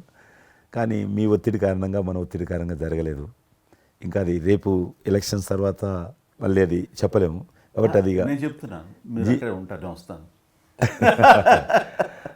అది కాకుండా మీరు నాకు ఇంకా జ్ఞాపకం, ఆఫీస్లో ఉన్నప్పుడు నాకు గర్వం ఫీల్ అవుతాను. ఎందుకంటే మీరు పెట్టిపోయినటువంటి ఫోటోలు, ఇండియాకి సంబంధించినటువంటి టూరిజం డెస్టినేషన్ యొక్క ఫోటోస్ ఏవైతున్నాయో అవి ఇంకా ఆ రకంగానే ఉన్నాయి. నేను అడిగిన ఎవరు పెట్టారంటే చిరంజీవి గారు పెట్టారంటారు. డ్రైవర్ కూడా మీకైతే డ్రైవర్ ఉండను, అతను ఇప్పుడు నా దగ్గర ఉన్నాడు, రణధీర్. మీకు చెప్తుంటాడు, సార్ మై చిరంజీవి సాబ్ కभी మై సాబ్ డ్రైవర్ మై చలాయితా ఉనకా గాడి ఢిల్లీ మే అది ఆప్కు మే చలా రూమ్ సాప్ అంటాడు. ఇంకా ఉన్నాడు పాపం. చాలా సీనియర్ అండి అతను, చాలా మంచోడు. మన ఉమ్మడి ఆంధ్రప్రదేశ్ ఉన్నప్పుడు మనం ఇండియాలోనే మనమే ఆరోగ్యశ్రీని ప్రారంభించామన్నది నాకు తెలిసినటువంటి వాస్తవం. ఆ తర్వాత మిగతా రాష్ట్రాలు కూడా వ్యాపించింది అనేది చాలా ఇది. అలాంటి ఆరోగ్యశ్రీకి కిషన్ రెడ్డి గారే ఆద్యులు, అంకురార్పణ చేసిన వాళ్ళు అని బయట బాగా వినికిడి ఉంది. ఆ తర్వాత ప్రభుత్వాలు పికప్ చేసాయి. అది ఎందుకు, ఎలాగా, అది మీరు ఎట్లా ఇనిషియేట్ చేశారు ఆరోగ్యశ్రీ అనేది? 2004 నేను ఎమ్మెల్యే అయినప్పుడు పేరున్న మందకృష్ణ మాదిక్ గారు, ఆయన వాళ్ళకి సంబంధించినటువంటి ఎస్సీ వర్గీకరణ మీద పోరాటం చేస్తూనే సామాజిక సమస్యల మీద కూడా పోరాటం చేసేవారు. దివ్యాంగులకు పెన్షన్ పెంచాలని ఆయన తిరుగుతున్నప్పుడు ఈ అనేక జిల్లాలలో గుండె జబ్బులు ఉన్నటువంటి పిల్లలు జన్మించేవాళ్ళు. వాళ్ళకు ఆ రోజు ఒక ఆపరేషన్ చేయాలంటే 10 లక్షలు, 12 లక్షలు, 13 లక్షలు అయ్యేది. పేదవాళ్ళకి అది అవకాశం ఉండేది కాదు. చాలామంది చనిపోయేవాళ్ళు కూడా. అప్పుడు రాజశేఖర రెడ్డి గారు ముఖ్యమంత్రిగా ఉన్నారు.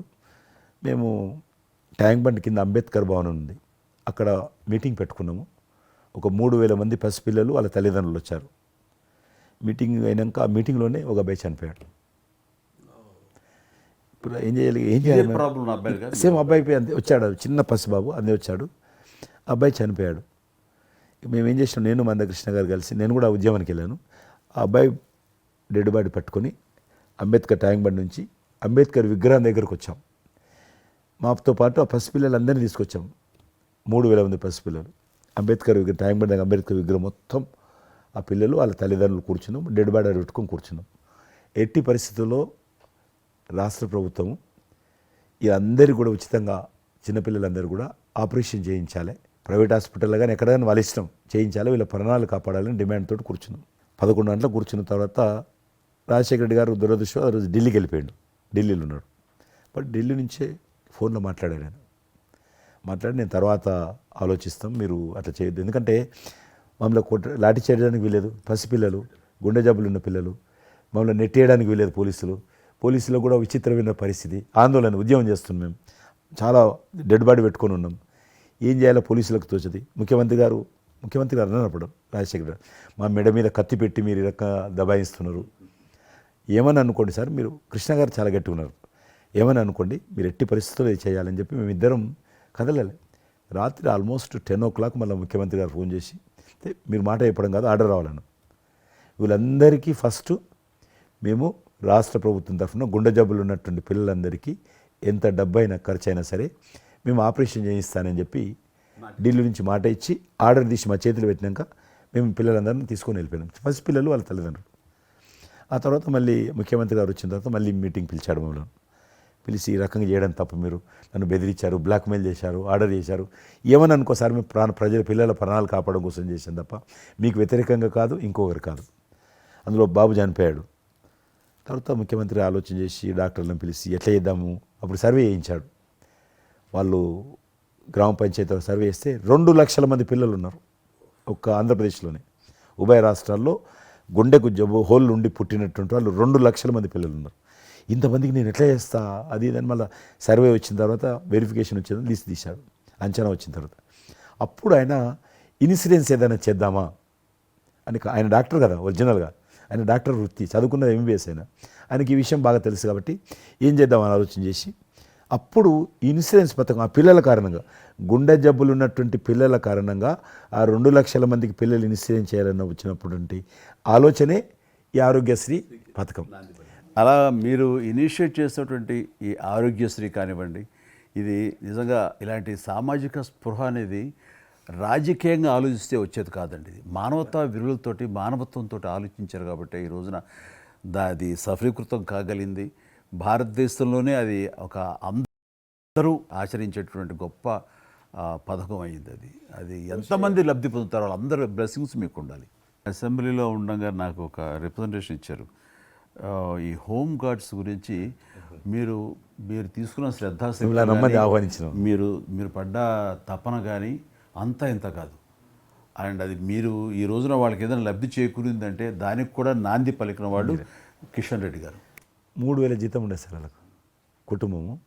వాళ్ళు 12 గంటలు, 13 గంటలు, 14 గంటలు, ఇప్పుడు ట్రాఫిక్ చేస్తుంటారు కదా, వాళ్ళు 12 గంటలు దుమ్ము ధూళి ఎండలో వాళ్ళు ఇట్లా ఏలు పెడితే మొత్తం మన చేయి నల్లగవుతుంది, అంత మట్టి కాలుష్యంతో ఉంటారు వాళ్ళు. రోజు వాళ్ళు ఇచ్చే బట్టలు తెల్ల షర్ట్ వేసుకోవాలి, వాళ్ళు కాకి ప్యాంట్ వేసుకోవాలి. ఉదయం వేసుకునే షర్టు 2 గంటలలో కలర్ మారిపోతుంది. మనం ఇచ్చేటువంటి 3,000 రూపాయలు అలా డ్రెస్ ఉతకడానికే సరిపోతుండే. అందుకే కిషన్ రెడ్డి గారు మీరంటే ఎందుకు గౌరవం అంటే, మీరు రాజకీయ లబ్ధి గురించి ఎప్పుడు చూసేవాళ్ళు కాదు, మీ కాన్స్టిట్యున్సీకే పరిమితమైన మీరు ఎప్పుడు కాదు, విస్తృతంగా అందరికీ లబ్ధి చేకూరే విధంగా తీసుకున్నారు. కాబట్టి అలాంటి మీకు ఆ బలం, మీ వాయిస్కి ఆ స్ట్రెంగ్త్ అలాగా, ఎందుకంటే మీ ఆశయంలో ప్యూరిటీ ఉంది, మీ ఆశయంలో చిత్తశుద్ధి ఉంది మీ ఆచరణలో. కాబట్టి మీలాంటి నాయకుల వల్లనే అవుతుంది ఏదైనా సరే. జనవరి 22 నాడు నేను టీవీలో చూశాను, మీరు అయోధ్యలో రామమందిర నిర్మాణంలో మీ దగ్గర కెమెరాలు పెట్టడము, మీరు కామెంట్ చెప్పడము, మిమ్మల్ని పిలవడము, మీరు పోవడము, మీరు ఆ రోజు టీవీలో దేశమంతా అన్ని టీవీలు మాట్లాడాయి.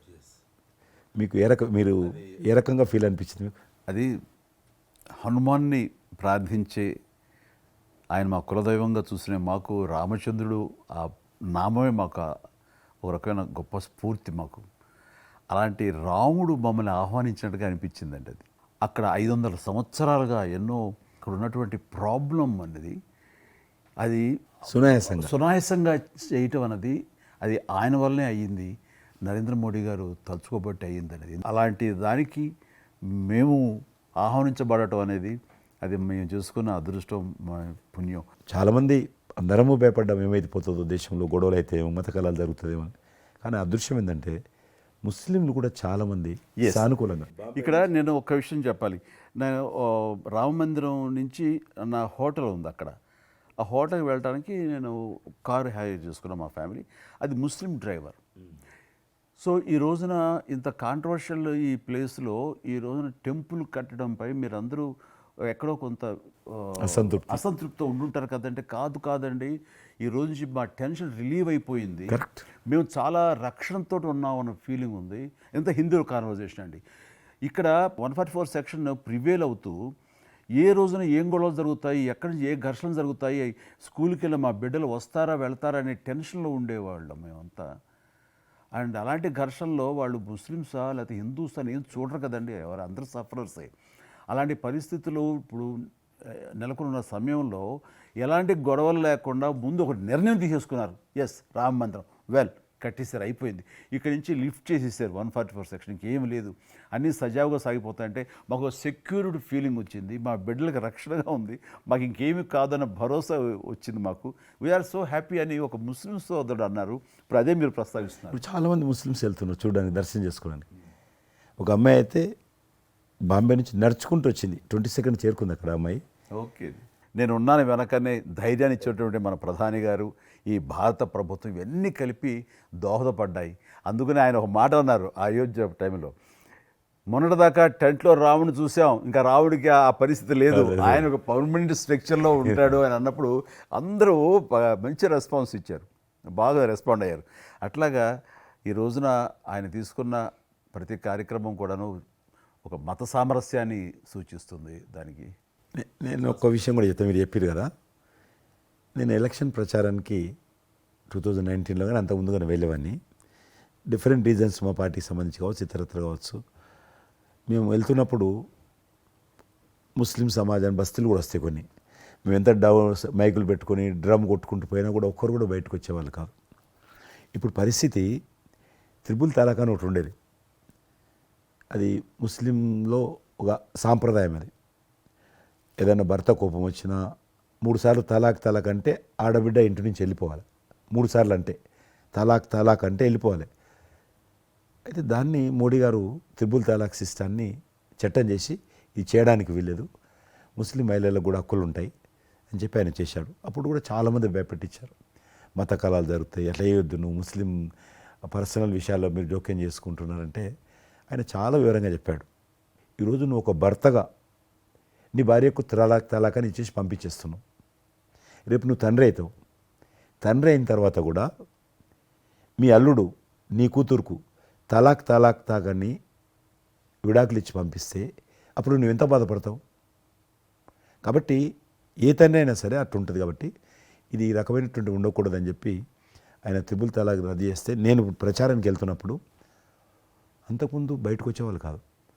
ఉదాహరణకు నేను ఇట్లా పోతున్నాను అనుకోని, రోడ్డు రథం మీద నేను పోతుంటే ఇటు సైడ్ నుంచి ఒక ముస్లిం అలా భార్యను కూర్చుని పెట్టుకొని మోటార్ సైకిల్ మీద నడుపుకుంటూ వచ్చేవాడు. ఇప్పుడు ఏం చేస్తున్నంటే భర్తకు చూడకుండా ఎన్నుకున్నటువంటి భార్య పరద లేపి ఇట్లా నాకు ఊపుతున్నచ్చి, ఇది నేనే సాక్ష్యం, అంత మార్పు వచ్చింది. కర్టన్స్ ఓపెన్ చేసి బస్తీలలో పోతే ఇండ్ల ముందుకు వెళ్తుంటే ముస్లిం ఆడబిడ్డలు వచ్చి, మాతృమూర్తులు వచ్చి, తల్లులు వచ్చి చేతులు ఊపుతున్నారంటే నిజంగా సంతోషం. అంటే ఆడబిడ్డలో 10 కోట్ల మంది ముస్లిం ఆడబిడ్డలు ఉంటారు ఈ దేశంలో, కానీ అది రావడంతో వాళ్ళకు ధైర్యం వచ్చింది, వ్యతిరేకత లేకుండా ఏ ప్రొటెస్ట్ లేదు. అదే ఫస్ట్ ఆఫ్ ఆల్ విజయం. కాబట్టి ఈరోజు ఆ రకంగా మీరు చెప్పిన దాన్ని బట్టి వాతావరణం మార్పు వచ్చింది. ఈరోజు మత కళాలు లేవు, కర్ఫ్యూలు లేవు. హైదరాబాద్లో ఎన్ని గొడవలు జరుగుతుండే, ఒక్క గొడవ లేదు అక్కడ. బాంబేలో, యూపీలో ఎక్కడ చూసినా మత కళాలు ఉండేది. ఈరోజు ఆల్మోస్ట్ 98% కమ్యూనల్ క్లాసెస్ అయిపోయినాయి. ఎక్కడ కూడా కర్ఫ్యూ అనే లేదు. దేశంలో ఎక్కడో దగ్గర కొన్ని నగరాలలో కర్ఫ్యూ ఉంటుండేది, కొన్ని నగరాల్లో మత కళాలు జరుగుతుండేది. ఎక్కడో ఒక దగ్గర యూపీలోనూ, మధ్యప్రదేశ్లోనూ, మహారాష్ట్రలో, ఇప్పుడు బీహార్లోనూ ఎక్కడ లేదు. ఈవెన్ జమ్మూ కాశ్మీర్ లాంటి రాష్ట్రంలో కూడా 144 సెక్షన్ లేనటువంటి పరిస్థితి ఉన్నది. మీరు వేయచ్చా అంటున్నారు, అద్భుతంగా ఉంది మాట. అది నరేంద్ర మోడీ గారు చాలా విజనరీగా ఆ రకంగా చేశారు. చాలా సంతోషం కృష్ణారెడ్డి గారు, మీరు నన్ను అభినందించడానికి అవార్డు తీసుకుంటున్న సమయంలో ఆ పురస్కరించుకుని మీరు వచ్చినందుకు, నన్ను అభినందించినందుకు ధన్యవాదాలు తెలియజేస్తూ, మీతో ఇంతసేపు సంభాషించడంలో ఎన్నెన్నో విషయాలు తెలుసుకున్నాను, నాకు అనుభవపూర్వకంగా తెలిసినవి మీతో పంచుకున్నాను. అండ్ మీలాంటి నాయకులు రావాలి, ఉండాలి, మరి ఎంతోమందికి ఇన్స్పిరేషన్గా ఉండాలి. మీ ఆశయాలు, మీ ఆచరణలు, మీ సమస్య పరిష్కార మార్గాలు, అలాగే మీ నాయకుల యొక్క ఆయన ఆశయాలు, ఆయన యొక్క మార్గదర్శకంగా మీ ముందుండి మిమ్మల్ని ముందు నడిపించే విధంగా, తద్వారా అందరూ కలిసి భారతదేశాన్ని మీరు చెప్తున్నట్టుగా అభివృద్ధి చెందిన దేశాల్లో ఒక దేశంగా పెట్టే స్థితికి మనం వెళ్ళాలనే ఆశాభావం మీ అందరితో పాటు నాకు ఉంది. అండ్ మరొకసారి మీకు ధన్యవాదాలు. తప్పకుండా మీరు జీవితంలో ఇంకా మరెన్నో మెట్లెక్కాలి, ఇంకా మీకు మంచి భవిష్యత్తు ఉంది. ఇటు సినిమా రంగానికి సేవ చేయాలి, అటు సమాజంలో కూడా సేవ చేసేటువంటి అనేక రకాల, సమాజం అంటే ఒక రాజకీయాలే కాదు, అనేక రకాలుగా మీరు చేస్తూ ఉన్నారు ఇప్పటికీ. కాబట్టి రేపు భగవంతుడు ఏం చేస్తారు ఎవరి చేతుల్లో లేదు. కాబట్టి మీరు నిండా నూరేళ్ళు ఉండి ఈ దేశానికి, ఈ ప్రజలకు సేవ చేయాలని నేను మనస్ఫూర్తిగా కోరుకుంటూ మరొకసారి పద్మవిభూషణ్ అందుకుంటున్న సందర్భంగా మీరు నా హృదయపూర్వకమైనటువంటి శుభాకాంక్షలు. Thank you. అలాగే మీకు ఈ ఎన్నికలు విజయవంతం కావాలని మనస్ఫూర్తిగా కోరుకుంటూ, ఖచ్చితంగా మీరు మళ్ళీ ఏ మినిస్ట్రీలో ఉంటారో, ఎక్కడ ఉంటారో అనేది నాకు మన చేతుల్లో లేదు. తెలుస్తుంది. అండ్ వచ్చి మిమ్మల్ని అలా కలుస్తాను నేను ఇచ్చిన మాట ప్రకారం. ఆల్ ద వెరీ బెస్ట్ అండి. Good luck. తరఫున, కేంద్ర ప్రభుత్వం తరఫున హృదయపూర్వకమైనటువంటి శుభాకాంక్షలు. ఎందుకంటే తెలుగు సినీ పరిశ్రమలో అక్కినేని నాగేశ్వరరావు గారి తర్వాత మీరు పద్మవిభూషణ్ తీసుకోవడము మాకందరికీ గర్వకారణం. మీ యొక్క 45 ఏళ్ల సినీ జీవితంలో పునాది రాళ్ళు వేసుకుంటూ స్వయం కృషితో ఈరోజు ఎదుగుతూ వస్తున్నారు. ఎంతో కష్టపడి మీరు ఈ స్థాయికి చేరుకున్నటువంటి మీకు ఈరోజు కేంద్ర ప్రభుత్వం పద్మవిభూషణ్తో సన్మానించడము నిజంగా ప్రతి తెలుగు బిడ్డ గర్వపడాల్సినటువంటి అంశమని నేను భావిస్తా ఉన్నాను. Thank you so much. Padma Vibhushan వచ్చిన ఈ సందర్భంలో మీరు అభినందించడానికి నా స్నేహితుడిగా, చిరకాల మిత్రుడిగా మీరు రావటం అన్నది నాకు చాలా చాలా సంతోషం, మిక్కిలి ఆనందంగా ఉంది. అండ్ మీ ప్రేమని, మీ అభిమానాన్ని ఆస్వాదిస్తున్నాను. Thank you so much. ఢిల్లీలో రాష్ట్రపతి చేతుల మీదుగా తీసుకుంటున్నారు కాబట్టి మేము దానికంటే ముందే మిమ్మల్ని కలవాలి, అభినందించాలనేటువంటి ఆలోచనతో ఈరోజు మీ దగ్గరికి రావడం జరిగింది. మోస్ట్ వెల్కమ్ అండి. దక్షిణ భారతదేశంలో రజనీకాంత్ గారు కానీ మీరు కానీ ఒక మంచి నైతిక విలువలతో కూడినటువంటి నటులుగా మంచి పేరు తెచ్చుకున్నారు. అంతేకాకుండా మన తెలుగు ఇండస్ట్రీస్కి వచ్చినప్పుడు తెలుగు ఇండస్ట్రీలో అప్పుడప్పుడు అనేక రకాల సమస్యలు వస్తుంటాయి, క్రైసిస్ వస్తూ ఉన్నప్పుడు ప్రభుత్వంతో కానీ మీ నటుల మధ్యలో కానీ సినిమా ఇండస్ట్రీ మధ్యలో కానీ వచ్చినప్పుడు సీనియర్ నటుడిగా, మెగాస్టార్గా అందరినీ సమన్వయపరుస్తూ మరి ముందుకు తీసుకెళ్ళేటువంటి వారు. అలాంటి మీరు ఈరోజు మరి పద్మవిభూషణ్ రావడం అనేటువంటిది మరి అందరం సంతోషించాల్సిన అంశం అని నేను భావిస్తాను. ఈ ఇండస్ట్రీ లేకపోతే మేము లేవండి. మా చదివిన చదువుకు కానీ, మన బ్యాక్గ్రౌండ్కి కానీ ఏదో ఒక మారుమూల ఉద్యోగం చూసుకుంటూ ఉండాల్సిన వాళ్ళు ఈ రోజున ఇంత సెలబ్రిటీ స్టేటస్ కానీ ప్రపంచవ్యాప్తంగా ఎక్కడ మన వాళ్ళు ఉన్నా సరే అక్కడ గుర్తింపు కానివ్వండి, ఇవన్నీ రావటం అంటే కనుక కళామ తల్లి, ఆ సినిమా ఇండస్ట్రీ నాకు పెట్టిన భిక్షగా నేను ఫీల్ అవుతుంటాను. ఆ ఇండస్ట్రీ లేకపోతే ఏం లేదు. అందుకని ఇలాంటి ఇండస్ట్రీకి ప్రత్యుపకారంగా నేను ఏం చేయాలి, నాకు ఇంత స్థానం ఇచ్చిన ఇండస్ట్రీకి తిరిగి నేను ఏమి ఇవ్వగలను అనేటటువంటి ఒక గ్రాటిట్యూడ్ నుంచి మొదలైంది. క్రైసిస్ వచ్చినప్పుడు నేనేదో నా భుజం కాయాలి, నా వంతు సహాయం చేయాలి అనే ఆలోచన. ఒక ఇంటికి పెద్ద బిడ్డగా, పెద్ద కొడుకుగా ఆ ఇంటి కుటుంబ బాధ్యతలకి తన వంతు సహాయం ఎలా చేస్తాడో అలాగే నిర్వర్తించాలని ఉంటుంది. కానీ ప్రతిదానికి పెద్ద నేను అనేటువంటి బేషిజానికి మాత్రం పోవాలని కారణం ఒకటి అనుకుంటే మీరంటే అందరు యాక్సెప్టబిలిటీ ఉంటుంది. అది కూడా ఆ యాక్సెప్టబిలిటీ చిన్నవాళ్ళు కానీ పెద్దవాళ్ళు కానీ ఈ రంగం కానీ ఆ రంగం కానీ మీరు ఏదైనా ఒక మాట చెప్తే దాని మీద మీరు నిలబడతారు, మిగతా వాళ్ళు కూడా మీ మాట గౌరవం ఇస్తారు. అది కారణం నేను అనుకుంటాను. సినిమా రంగం నుంచి రాజకీయాలకు వచ్చి కూడా రాజకీయాలలో మీకంటూ ఒక ప్రత్యేక స్థానాన్ని సంపాదించుకున్నారు. మీరు కొత్త ఒరవడి రాజకీయాల్లో కూడా తీసుకురావడం జరిగింది. మీరు చేపట్టినటువంటి ప్రచార కార్యక్రమం కానీ, మీకు వస్తున్నటువంటి స్పందన కానీ అద్భుతంగా. మేమందరం ప్రతి కార్యక్రమాన్ని వేరే ప్రత్యామ్నాయ పార్టీలో ఉన్నప్పుడు కూడా మీ రాకను మేము గమనించే వాళ్ళము. మీరు చేస్తున్నటువంటి ప్రచారము, కొత్త ఒరవడి మీరు అద్భుతంగా చేశారు. ప్రాంతాలకు అతీతంగా మీకు స్పందన లభించింది, చాలామంది గెలిచొచ్చారు. ఒక ఆర్టిస్ట్గా నేను మంచి స్థితిలో ఉన్నప్పుడు రాజకీయాల్లోకి వెళ్ళాల్సినటువంటి ఒక పరిస్థితులు నెలకొన్నాయి.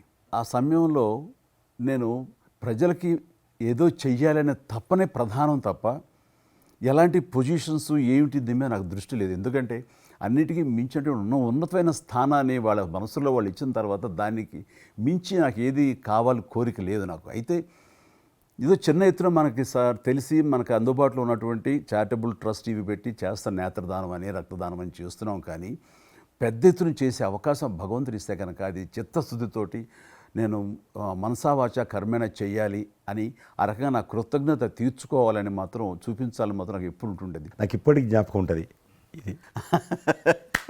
అంతకుముందు ఒకటే ఉండేది, ఇలా పెట్టినప్పుడల్లా ప్రతిసారి మీరే జ్ఞాపకం వస్తారు నాకు.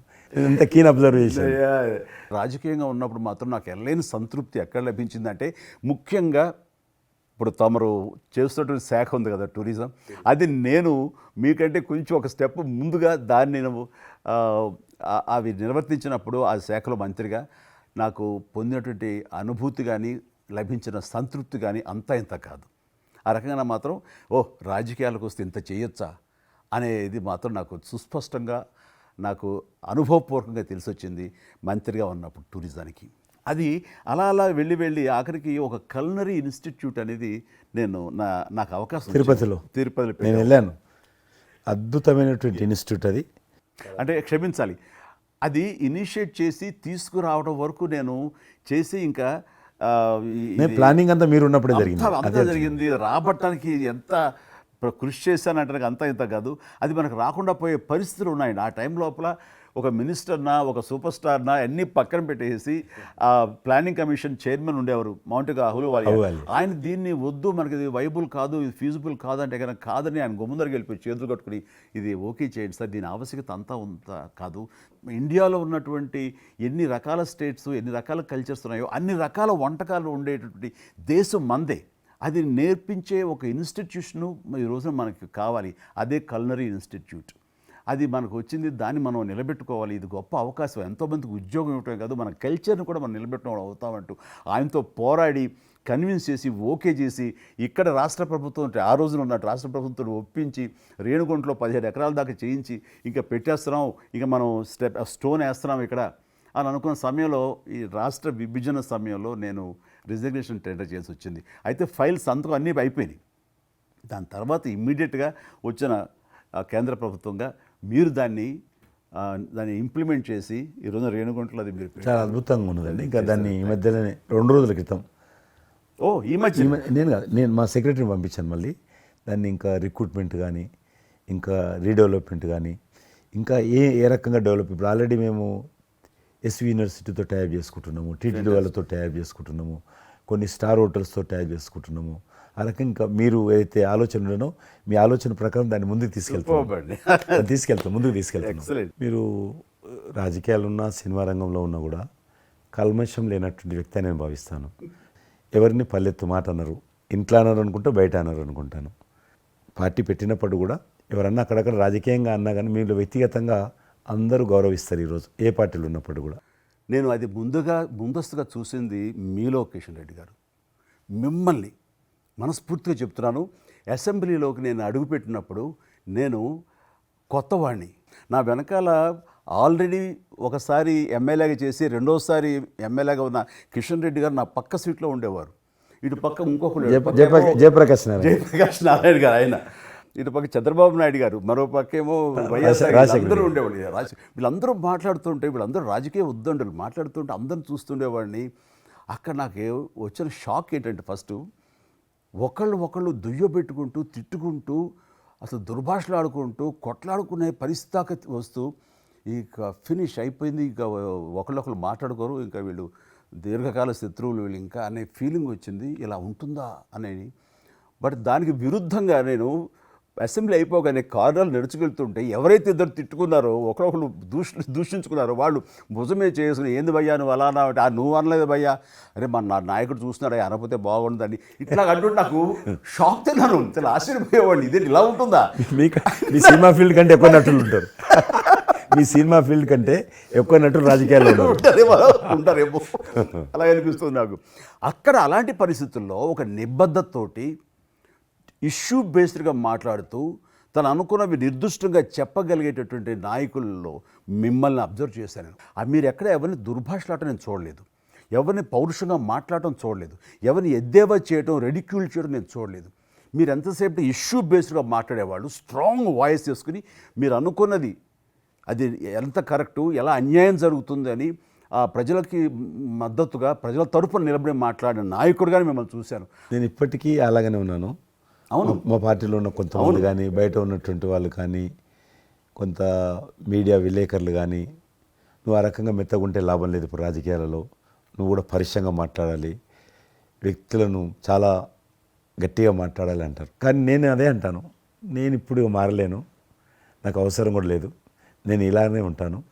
నేను గతంలో ఏ రకమైనటువంటి వాజ్పేయి గారు, లాల్ కృష్ణ అద్వాని గారు, మా తెలంగాణలో మా వి రామారావు గారు, వెంకయ్యనాయుడు గారు, దత్తాత్రేయ, ఇదంతా నాకు నేర్పారు వాళ్ళు. నేను చిన్నగా ఉన్నప్పుడు నా చేయి పట్టుకొని నడిపారు వాళ్ళు. కాబట్టి నేను ఏ రోజు కూడా చిన్న పొరపాటు చేయకూడదనేటువంటి దాంట్లో ఉన్నాను. నేను ఎప్పుడన్నా రాస్తారోకో చేసేవాళ్ళం. రాస్తారోకే మాకు వి రామారావు గారని సిక్కిం గవర్నర్ ఉండే ఎమ్మెల్సీ, ఆయన వెంటనే ఫోన్ చేసేవాడు. నువ్వు ఎక్కడన్నా పోతున్నప్పుడు ఎవరన్నా రాస్తారోకే చేస్తే ఒక 2-3 గంటలు ట్రాఫిక్ జామ్ అయితే నీకెంత బాధ అవుతుంది. కాబట్టి నువ్వు రాజకీయ నాయకుడు అయినంత మాత్రాన రోడ్డు ఆపేసి ప్రజలను ఇబ్బంది పెడితే ప్రజలకు మేలు చేయాలనుకుంటున్నావా, ప్రజలు ఇబ్బంది పెట్టాలనుకుంటున్నావా, ఈ రకంగా ప్రశ్నించేవాడు. నేను ఎవరైనా ముఖ్యమంత్రులది దిష్టిబొమ్మ తగలబెడితే ముఖ్యమంత్రి తగలబెట్టొద్దు, కావాలంటే గవర్నమెంట్ తగలబెట్టు, వ్యక్తి ఆ రకం చిన్న చిన్న విషయాలు నాకు. Fantastic sir. ఈ రోజుల్లో ఎంతమంది ఇలా ఆలోచించే నాయకులు ఉన్నారు, ఎంతమంది స్టేట్స్మెన్లు ఈ రకమైన సలహా ఆ తర్వాత వచ్చే యంగ్ నాయకులకి సలహా ఇచ్చేవాళ్ళు ఉన్నారు. అవన్నీ కరువడిపోతున్నాయి. ఇవన్నీ కూడా చరిత్రలో జరిగేవంట అనే స్థితిలాగా ఉంది మీలాంటి వాళ్ళు లేకపోతే కనుక. ఈరోజు మనము స్వాతంత్రం వచ్చి 75 సంవత్సరాలైంది.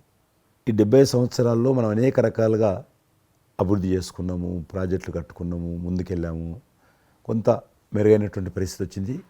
కానీ మన తర్వాత వచ్చినటువంటి స్వాతంత్రం వచ్చినటువంటి దేశాలు కూడా డెవలప్డ్ కంట్రీగా ఎమర్జ్ అయినాయి. మనం ఇంకా డెవలపింగ్ కంట్రీ, అభివృద్ధి చెందిన దేశంగా ఎదగలేదు. కానీ దురదృష్టం ఏంటంటే మనకు టార్గెట్ పెట్టుకోలే, ఎప్పటి లోపల మనం లక్ష్యం చేరుకుందాం అనేది ఎక్కడ కూడా పెట్టుకోలేదు. ఇంకో 75 సంవత్సరాల తర్వాత ఇట్లనే ఉన్నాం అనుకో, ఇంకో 75 సంవత్సరాల తర్వాత కూడా వెనక తిరిగి చూస్తే మనం డెవలపింగ్ కంట్రీగా ఎమర్జ్ కాము. అందుకే ఈ మధ్యలో మన కేంద్ర ప్రభుత్వము ఒక టార్గెట్ పెట్టుకుంది. ఇప్పుడు కమింగ్ 25 years ప్రపంచంలో అత్యధికమైనటువంటి యూత్ పాపులేషన్ ఇండియాలో ఉంటుంది. ఎగ్జాక్ట్లీ. కాబట్టి ఈ 25 years అమృతకాలం అంటారు దీన్ని. ఎగ్జాక్ట్లీ. ప్రధానమంత్రి కూడా అప్పుడప్పుడు అంటుంటారు ఇది అమృతకాలము. కాబట్టి ఈ 25 years మన యూత్ కానీ ప్రతి ఒక్క ఫీల్డ్ కానీ, మనము ఇప్పుడు సినిమా ఫీల్డ్ అందుకు, సినిమా ఫీల్డ్ 2047లో ఏ రకంగా ఉండాలి, ప్రపంచాన్ని ఏ రకంగా డామినేట్ చేయాలి, అగ్రికల్చర్ ఏ రకంగా డామినేట్ చేయాలి, ఇండస్ట్రీ ఏ రకంగా డామినేట్ చేయాలి, ఎన్జిఓస్ ఏ రకంగా పనిచేయాలి, ఆర్థిక వ్యవస్థ ఏ రకంగా ఉండాలి, ఆ రకంగా ఎవరికి వారు 140 కోట్ల మంది మనం అనుకొని 2047 లోపల 100 సంవత్సరాల స్వాతంత్ర పండుగ జరుపుకుంటాము. ఆ రోజుకు మనం అభివృద్ధి చెందిన దేశంగా ఎదగాలి. ఇంకొక మాట అంటారు ప్రధానమంత్రి గారు, అప్పుడు ఏ పార్టీ ఉంటుందో అధికారం మనకు అనవసరం. అప్పుడు ఎర్రకోట నుంచి ఏ ప్రధానమంత్రి ఏ వ్యక్తి జాతీయ పతాకం ఆవిష్కరిస్తారో మనకు సంబంధం లేదు, ఎవరైనా ప్రజలు అనుకుంటారు. కానీ ఆ రోజుకు మన దేశం ప్రపంచంలో డెవలప్డ్ కంట్రీ స్థాయికి ఎదిగి 3, 4, 5 ఉంటే అట్లో మన దేశం ఉండాలి అనేది అని ఈరోజు మనం అందరం ఒక లక్ష్యంగా పెట్టుకొని ముందుకెళ్తే, యూత్ ఏదైతే అంటున్నారో మీరు, ఆ యూత్ కూడా మరి వాళ్ళ జీవితం సాఫల్యం చెందినట్టు అవుతుంది. ఇప్పుడు డెవలప్డ్ కంట్రీస్లో మనది ఆర్థికంగా చూసుకుంటే కనుక, ఆర్థిక వ్యవస్థగా మనది 5వ కంట్రీగా డెవలప్ అయింది. లార్జెస్ట్ ఎకానమీ ఈ మధ్య కాలంలో, ఈ మధ్య సంవత్సరాల్లో, ఒక దశాబ్ద కాలం లోపల. ఇప్పుడు వచ్చే 5 సంవత్సరాల్లో మనం థర్డ్ ప్లేస్ చేరుతాం. ఇప్పుడు యూకే లాంటి మనల్ని పరిపాలించి మన ఆక్రమించుకొని పరిపాలించినటువంటి బ్రిటన్ కూడా వెనకకి నెట్టేసి 5వ స్థానానికి వచ్చేసి వచ్చేటువంటి 5 సంవత్సరాల్లో ఖచ్చితంగా మనం 3వ స్థానంలోకి లార్జెస్ట్ ఎకానమీ కంట్రీగా మనం ఎమర్జ్ అవుతాం. 100%. అవన్నీ ఇప్పుడు జరుగుతున్నటువంటి ఈ యొక్క డెవలప్మెంట్స్, ఈ ఆర్థిక సంస్కరణలు ఇవన్నీ చూస్తుంటే ఖచ్చితంగా ఆ రోజు ఎంతో దూరం లేదు మీరు చెప్పినట్లుగా. మీ తెలిసి మధ్యలో G20 సమావేశాలు నిర్వహించినప్పుడు నేను మీతోటే మాట్లాడాను. శ్రీనగర్ అంటే ఎట్లా ఉండను పరిస్థితి తెలుసు. ఈ టూరిజం మినిస్ట్రీకి 4 మీటింగ్లు అవుతాయి. ఒక మీటింగ్ అక్కడ పెట్టాలని నిర్ణయించుకున్నప్పుడు ప్రధానమంత్రి అన్నారు, సినిమా ఫీల్డ్ మీద చర్చించండి, ఎందుకంటే సినిమా ఫీల్డ్ ఎక్కువగా షూటింగ్లు చేసేవాళ్ళు. మేము చిన్నగా ఉన్నప్పుడు జమ్మూ కాశ్మీర్ వెళ్ళలేదు ఎవరం కూడా, కానీ దేశంలో ఉన్నటువంటి కోట్లాది మంది కాశ్మీర్ అందాలను చూశారు సినిమాల కారణంగా. ఎవరు పోలేదు అక్కడికి, కానీ చూశారు. కాబట్టి ఆ సినిమా ఫీల్డ్కి సంబంధించినటువంటి సెషన్ పెట్టాలి మీరని చెప్పి ప్రధానమంత్రి గారు చెప్పి ఆయన ఆదేశించిన తర్వాత ఈ సినిమా ఫీల్డ్కి సంబంధించి అన్ని దేశాలకు సంబంధించినటువంటి ప్రముఖులందరినీ కూడా ఆహ్వానించాం. అప్పుడు మేము మీటింగ్ పెట్టాలంటే పాకిస్తాన్ అన్ని దేశాలకు లెటర్స్ రాసింది, చైనా లెటర్స్ రాసింది, టెర్రరిస్ట్ ఆర్గనైజేషన్స్ అన్నీ కూడా హెచ్చరించాయి. జమ్మూ కాశ్మీర్కి వస్తే Kashmir is a disputed place అది, కాబట్టి ఎవరు రావద్దు, వస్తే మాత్రము ఏమైనా అవుతే మాకు సంబంధం లేదని పాకిస్తాన్ కూడా అందరూ హెచ్చరించారు. బట్ ప్రైమ్ మినిస్టర్ చెప్పాడు, ఎట్టి పరిస్థితుల్లో మీటింగ్ పెట్టి తీరాలి, నువ్వు నాకు అనవసరం, నీకేం కావాలో నేను అన్ని ఏర్పాటు చేస్తాను. ఆ తర్వాత నేను మీతో మాట్లాడి అవును, మీరు అన్నారు. మీ ఆ రోజు అప్పుడే కాశ్మీరు అనగానే మీరు కాశ్మీరు లోయల్లో కన్యాకుమారి ఇలాంటి సాంగ్స్ ఎన్నో మాకు గుర్తుకొచ్చినాయి. అలాంటిది మళ్ళీ మీరు మీ పార్టిసిపేషను ఉంటే బాగుంటుంది అనుకున్నప్పుడు ఆ టైంలో నేను రాలేని పరిస్థితిలో రామ్ చరణ్ వస్తే బాగుంటుంది, అతను triple R cinema Oscar award వచ్చింది, తోటి తను మంచి ఆస్కార్ అవార్డు వచ్చింది, బాగుంటుంది, ప్రధానమంత్రి గారు చెప్పాను. అప్పుడు అందరూ ఫారినర్స్ డెలిగేట్స్ అందరూ కూడా ఏ సినిమా సాంగ్ అది నాటు నాటు సినిమా డాన్స్ చేశారు అక్కడ, డాన్స్ చేశారు వాళ్ళు. ఎవరు మన కొరియన్ మినిస్టర్.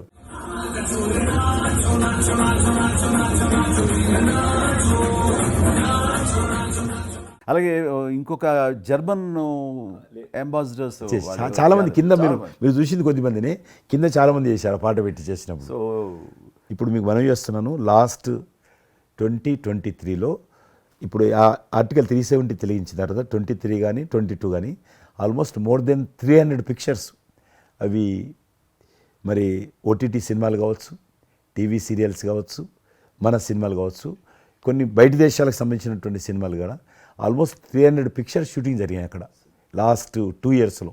మళ్ళీ తిరిగి మీ ప్రభావంతో ఆయన నరేంద్ర మోడీ గారి చొరవతోటి ఇలాగా G20 కల్చర్, ముఖ్యంగా టూరిజం సంబంధించి సినిమాలను ఎంకరేజ్ చేస్తూ మీరు తీసుకున్న చొరవ, అందులో రామ్ చరణ్కి మీరు ఇచ్చేటువంటి ప్రాధాన్యత, ఇవన్నీ కలిపినప్పుడు ఫస్ట్ నా వైఫ్ తన ఫ్రెండ్స్ తోటి ఎక్కడికి వెళదాం ఈ హాలిడే అంటే వాళ్ళ ఫ్రెండ్స్ అందరూ కలిపి కాశ్మీర్కి వెళ్ళారు.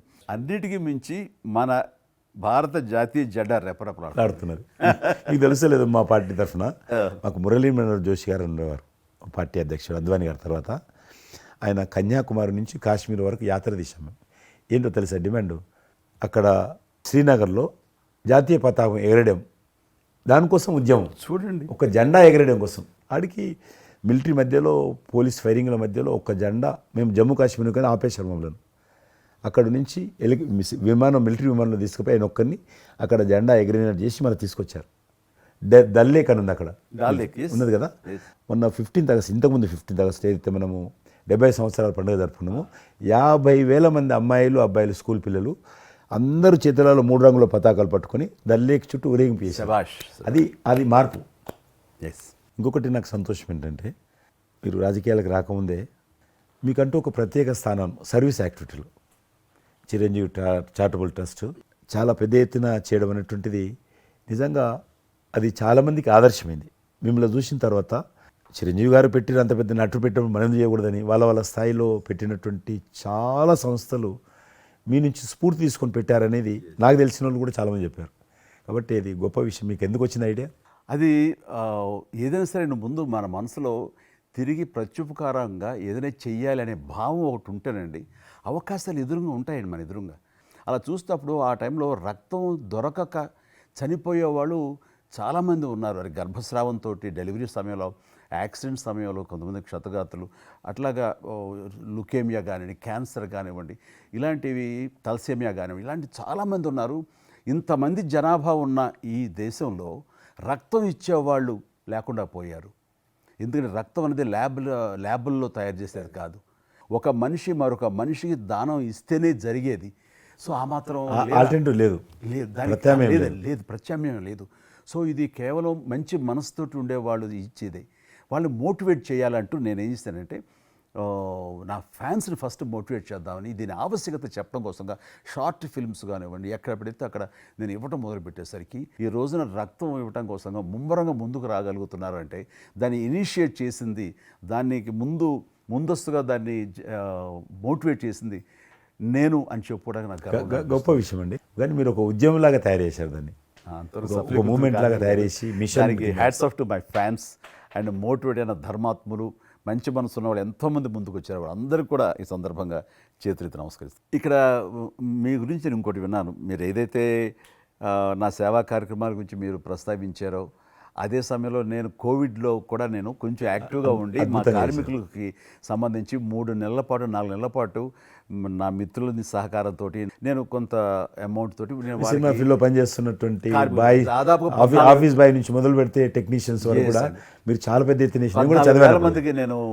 గ్రాసరీస్ ఇవ్వగలిగాను వాళ్ళకి బయటికి రాని పరిస్థితిలో.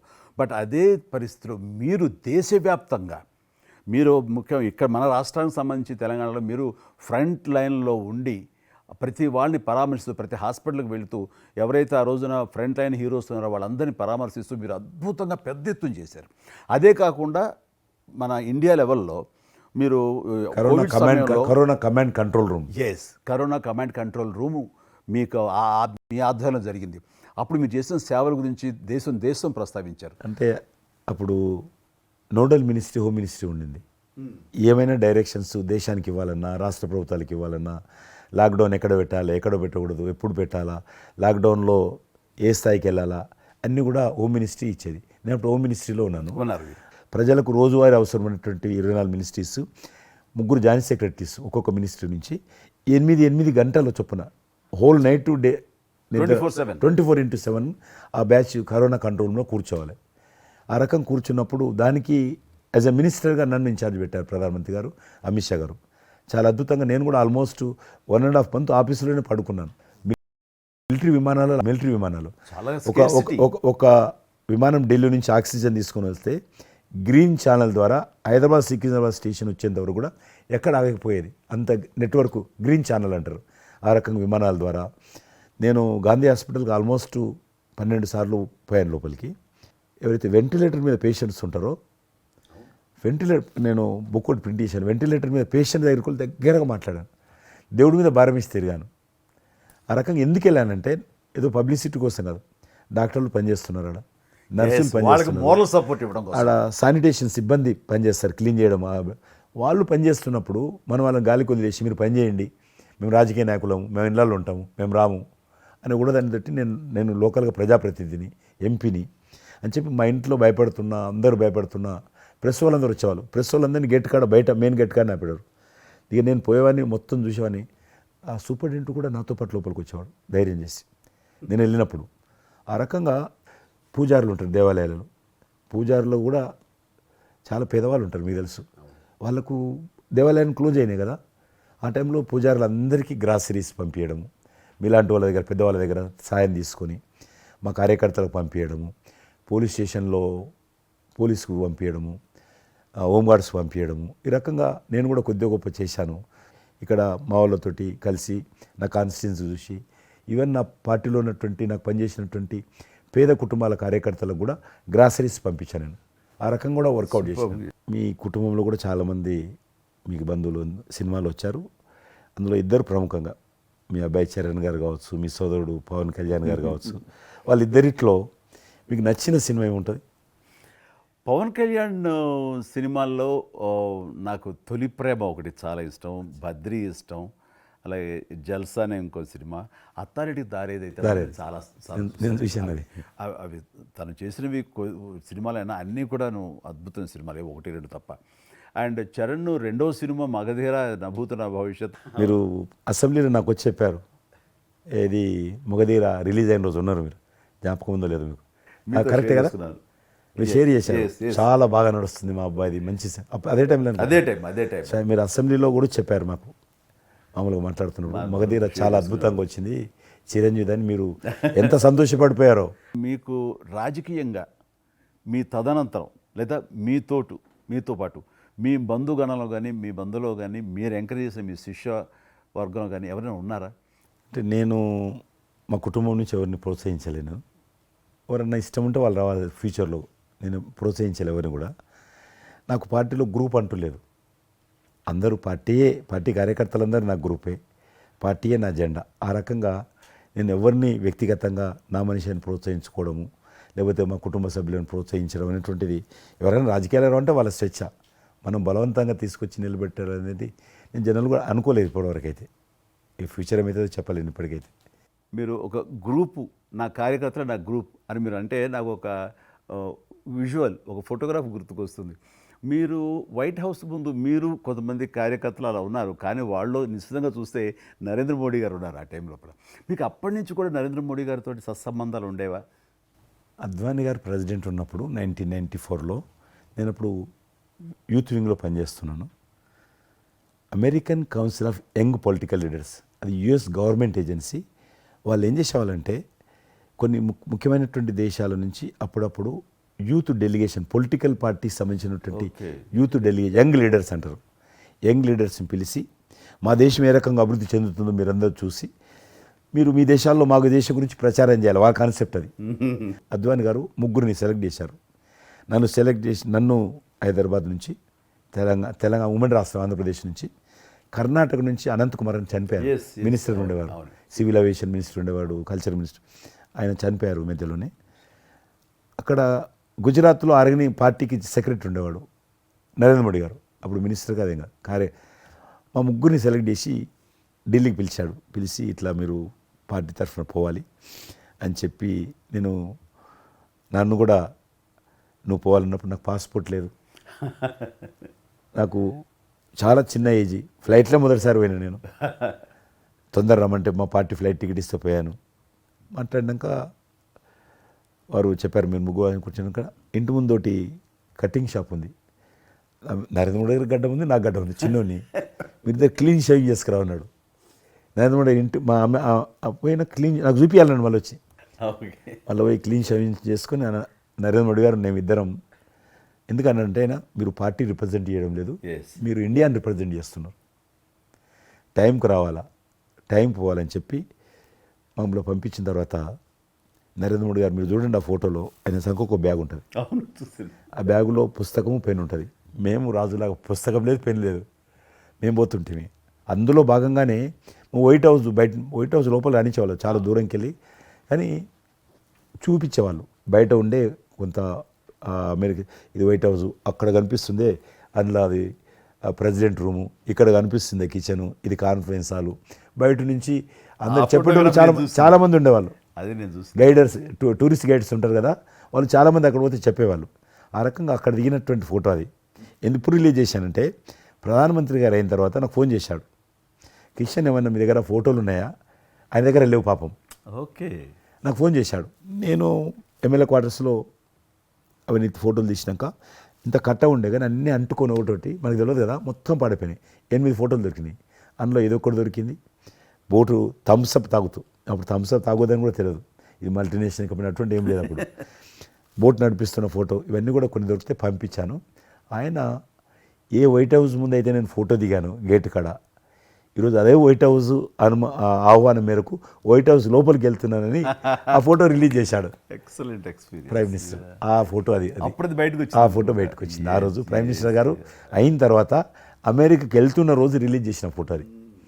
మీరు మాకు ఒక మాట ఇచ్చారు, మీరు మన ఆఫీస్ ఏదైతుందో టూరిజం ఆఫీసు ఢిల్లీలో నేను వస్తాను, మన ఇద్దరం ఒకసారి ఎందామని అన్నారు. కానీ మీ ఒత్తిడి కారణంగా మన ఒత్తిడి కారణంగా జరగలేదు. ఇంకా అది రేపు ఎలక్షన్స్ తర్వాత మళ్ళీ అది చెప్పలేము కాబట్టి అది నేను చెప్తున్నాను, మీరు అక్కడే ఉంటాను, వస్తాను. అది కాకుండా మీరు నాకు ఇంకా జ్ఞాపకం, ఆఫీస్లో ఉన్నప్పుడు నాకు గర్వం ఫీల్ అవుతాను. ఎందుకంటే మీరు పెట్టిపోయినటువంటి ఫోటోలు, ఇండియాకి సంబంధించినటువంటి టూరిజం డెస్టినేషన్ యొక్క ఫోటోస్ ఏవైతున్నాయో అవి ఇంకా ఆ రకంగానే ఉన్నాయి. నేను అడిగాను ఎవరు పెట్టారంటే చిరంజీవి గారు పెట్టారంటారు. డ్రైవర్ కూడా మీకైతే డ్రైవర్ ఉండను, అతను ఇప్పుడు నా దగ్గర ఉన్నాడు, రణధీర్. మీకు చెప్తుంటారు సార్, మై చిరంజీవి సాబ్ కभी मैं ही साहब ड्राइवर मैं ही चलाता उनका गाड़ी ఢిల్లీ में आज आपको मैं चला रहा हूं साहब అంటాడు. ఇంకా ఉన్నాడు పాపం. చాలా సీనియర్ అండి అతను, చాలా మంచోడు. మన ఉమ్మడి ఆంధ్రప్రదేశ్ ఉన్నప్పుడు మనం ఇండియాలోనే మనమే ఆరోగ్యశ్రీని ప్రారంభించామన్నది నాకు తెలిసినటువంటి వాస్తవం. ఆ తర్వాత మిగతా రాష్ట్రాలు కూడా వ్యాపించింది అనేది చాలా ఇది. అలాంటి ఆరోగ్యశ్రీకి కిషన్ రెడ్డి గారే ఆద్యులు, అంకురార్పణ చేసిన వాళ్ళు అని బయట బాగా వెనుకడు ఉంది. ఆ తర్వాత ప్రభుత్వాలు పికప్ చేసాయి. అది ఎందుకు, ఎలాగా, అది మీరు ఎట్లా ఇనిషియేట్ చేశారు ఆరోగ్యశ్రీ అనేది? 2004 నేను ఎమ్మెల్యే అయినప్పుడు పేరున్న మందకృష్ణ మాదిక్ గారు, ఆయన వాళ్ళకు సంబంధించినటువంటి ఎస్సీ వర్గీకరణ మీద పోరాటం చేస్తూనే సామాజిక సమస్యల మీద కూడా పోరాటం చేసేవారు. దివ్యాంగులకు పెన్షన్ పెంచాలని ఆయన తిరుగుతున్నప్పుడు ఈ అనేక జిల్లాలలో గుండె జబ్బులు ఉన్నటువంటి పిల్లలు జన్మించేవాళ్ళు. వాళ్ళకు ఆ రోజు ఒక ఆపరేషన్ చేయాలంటే 10 లక్షలు, 12 లక్షలు, 13 లక్షలు అయ్యేది. పేదవాళ్ళకి అది అవకాశం ఉండేది కాదు. చాలామంది చనిపోయేవాళ్ళు కూడా. అప్పుడు రాజశేఖర్ రెడ్డి గారు ముఖ్యమంత్రిగా ఉన్నారు. మేము ట్యాంక్ బండ్ కింద అంబేద్కర్ భవనం ఉంది, అక్కడ మీటింగ్ పెట్టుకున్నాము. ఒక 3,000 మంది పసిపిల్లలు వాళ్ళ తల్లిదండ్రులు వచ్చారు. మీటింగ్ అయినాక ఆ మీటింగ్లోనే ఒక అబ్బాయి చనిపోయాడు. ఇప్పుడు ఏం చేయాలి ప్రాబ్లం అబ్బాయి గారు సేమ్ అబ్బాయి అంతే వచ్చాడు, చిన్న పసిబాబు అందే వచ్చాడు. అబ్బాయి చనిపోయాడు. మేము ఏం చేసినాం, నేను మందకృష్ణ గారు కలిసి నేను కూడా ఉద్యమానికి వెళ్ళాను. ఆ అబ్బాయి డెడ్ బాడీ పట్టుకొని అంబేద్కర్ ట్యాంక్ బండ్ నుంచి అంబేద్కర్ విగ్రహం దగ్గరకు వచ్చాం. మాతో పాటు ఆ పసిపిల్లలందరినీ తీసుకొచ్చాం. 3,000 మంది పసిపిల్లలు అంబేద్కర్ విగ్రహం ట్యాంక్ బండ్ దగ్గర అంబేద్కర్ విగ్రహం మొత్తం ఆ పిల్లలు వాళ్ళ తల్లిదండ్రులు కూర్చున్నాం, డెడ్ బాడీ పెట్టుకొని కూర్చున్నాం.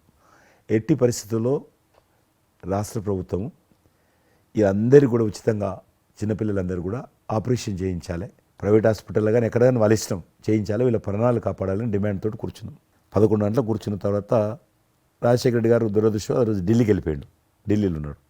బట్ ఢిల్లీ నుంచే ఫోన్లో మాట్లాడాడు. ఆయన మాట్లాడి నేను తర్వాత ఆలోచిస్తాం, మీరు అట్లా చేయొద్దు, ఎందుకంటే మమ్మల్ని లాఠీ చేయడానికి వీలేదు, పసిపిల్లలు, గుండె జబ్బులు ఉన్న పిల్లలు, మమ్మల్ని నెట్టేయడానికి వీలేదు పోలీసులో కూడా విచిత్రమైన పరిస్థితి, ఆందోళన, ఉద్యమం చేస్తున్నాం. మేము చాలా డెడ్ బాడీ పెట్టుకొని ఉన్నాం.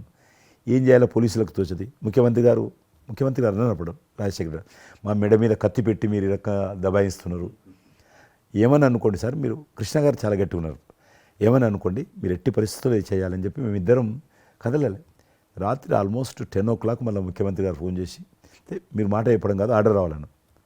వీళ్ళందరికీ ఫస్ట్ మేము రాష్ట్ర ప్రభుత్వం తరఫున గుండె జబ్బులు ఉన్నటువంటి పిల్లలందరికీ ఎంత డబ్బైనా ఖర్చు అయినా సరే మేము ఆపరేషన్ చేయిస్తానని చెప్పి ఢిల్లీ నుంచి మాట ఇచ్చి ఆర్డర్ తీసి మా చేతులు పెట్టినాక మేము పిల్లలందరినీ తీసుకొని వెళ్ళిపోయినాం, ఫస్ట్ పిల్లలు వాళ్ళ తల్లిదండ్రులు.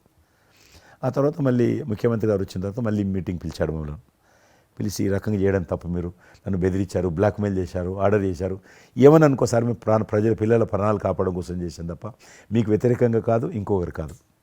అందులో బాబు చనిపోయాడు.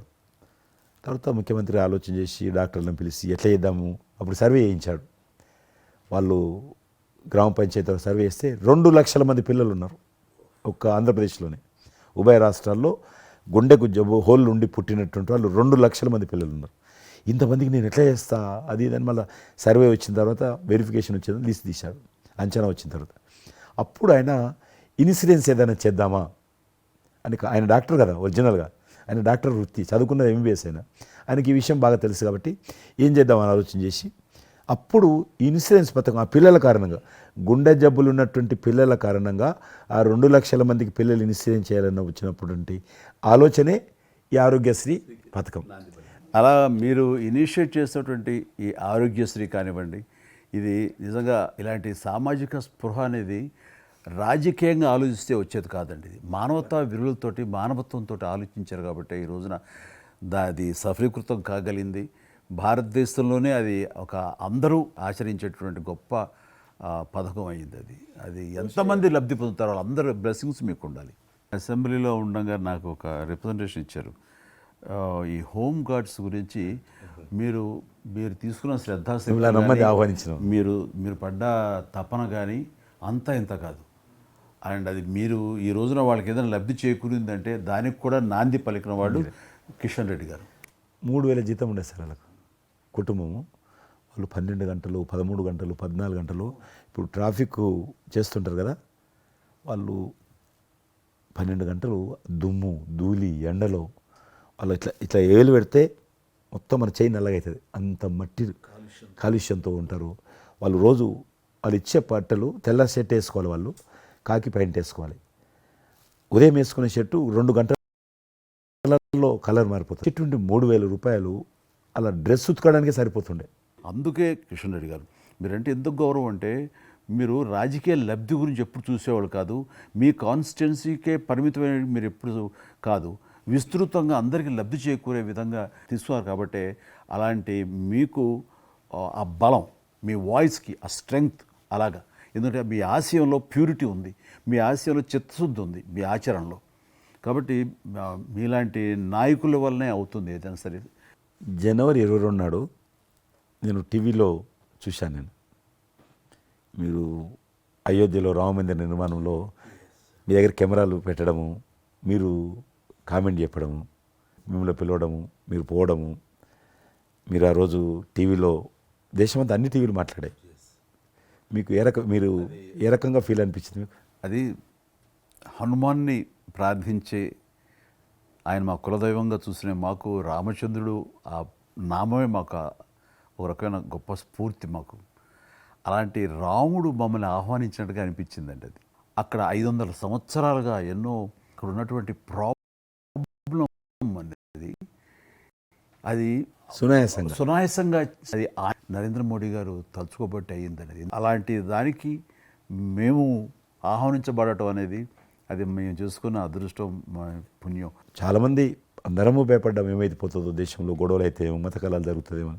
కానీ అదృశ్యం ఏంటంటే ముస్లింలు కూడా చాలామంది సానుకూలంగా. ఇక్కడ నేను ఒక విషయం చెప్పాలి. నేను రామ మందిరం నుంచి నా హోటల్ ఉంది అక్కడ. ఆ హోటల్కి వెళ్ళడానికి నేను కారు హైర్ చేసుకున్నాను మా ఫ్యామిలీ. అది ముస్లిం డ్రైవర్. సో ఈ రోజున ఇంత కాంట్రవర్షియల్ ఈ ప్లేస్లో ఈ రోజున టెంపుల్ కట్టడంపై మీరందరూ ఎక్కడో కొంత అసంతృప్తితో ఉండుంటారు కదంటే. కాదండి, ఈ రోజు నుంచి మా టెన్షన్ రిలీవ్ అయిపోయింది, మేము చాలా రక్షణతో ఉన్నాం అన్న ఫీలింగ్ ఉంది. ఎంత హిందూ కాన్వర్జేషన్ అండి. ఇక్కడ 144 సెక్షన్ ప్రివేల్ అవుతూ ఏ రోజున ఏం గొడవలు జరుగుతాయి, ఎక్కడి నుంచి ఏ ఘర్షణలు జరుగుతాయి, స్కూల్కి వెళ్ళి మా బిడ్డలు వస్తారా వెళ్తారా అనే టెన్షన్లో ఉండేవాళ్ళం మేమంతా. అండ్ అలాంటి ఘర్షణలో వాళ్ళు ముస్లిమ్సా లేకపోతే హిందూస్ అని ఏం చూడరు కదండి, ఎవరు అందరూ సఫరర్సే. అలాంటి పరిస్థితులు ఇప్పుడు నెలకొన్న సమయంలో ఎలాంటి గొడవలు లేకుండా ముందు ఒక నిర్ణయం తీసేసుకున్నారు. ఎస్, రామ మందిరం కట్టేసారు, అయిపోయింది. ఇక్కడి నుంచి లిఫ్ట్ చేసేసారు 144 సెక్షన్, ఇంకేం లేదు, అన్నీ సజావుగా సాగిపోతాయంటే మాకు సెక్యూర్డ్ ఫీలింగ్ వచ్చింది. మా బిడ్డలకు రక్షణగా ఉంది, మాకు ఇంకేమీ కాదన్న భరోసా వచ్చింది మాకు. వీఆర్ సో హ్యాపీ అని ఒక ముస్లిం సోదరుడు అన్నారు. ఇప్పుడు అదే మీరు ప్రస్తావిస్తున్నారు. ఇప్పుడు చాలామంది ముస్లిమ్స్ వెళ్తున్నారు చూడడానికి, దర్శనం చేసుకోవడానికి. ఒక అమ్మాయి అయితే బాంబే నుంచి నడుచుకుంటూ వచ్చింది, 22nd చేరుకుంది అక్కడ అమ్మాయి. ఓకే, నేను ఉన్నాను వెనకనే ధైర్యాన్ని ఇచ్చేటువంటి మన ప్రధాని గారు, ఈ భారత ప్రభుత్వం ఇవన్నీ కలిపి దోహదపడ్డాయి. అందుకని ఆయన ఒక మాట అన్నారు అయోధ్య టైంలో, మొన్నటిదాకా టెంట్లో రాముడిని చూసాం, ఇంకా రాముడికి ఆ పరిస్థితి లేదు, ఆయన ఒక పర్మనెంట్ స్ట్రక్చర్లో ఉంటాడు అని అన్నప్పుడు అందరూ మంచి రెస్పాన్స్ ఇచ్చారు, బాగా రెస్పాండ్ అయ్యారు.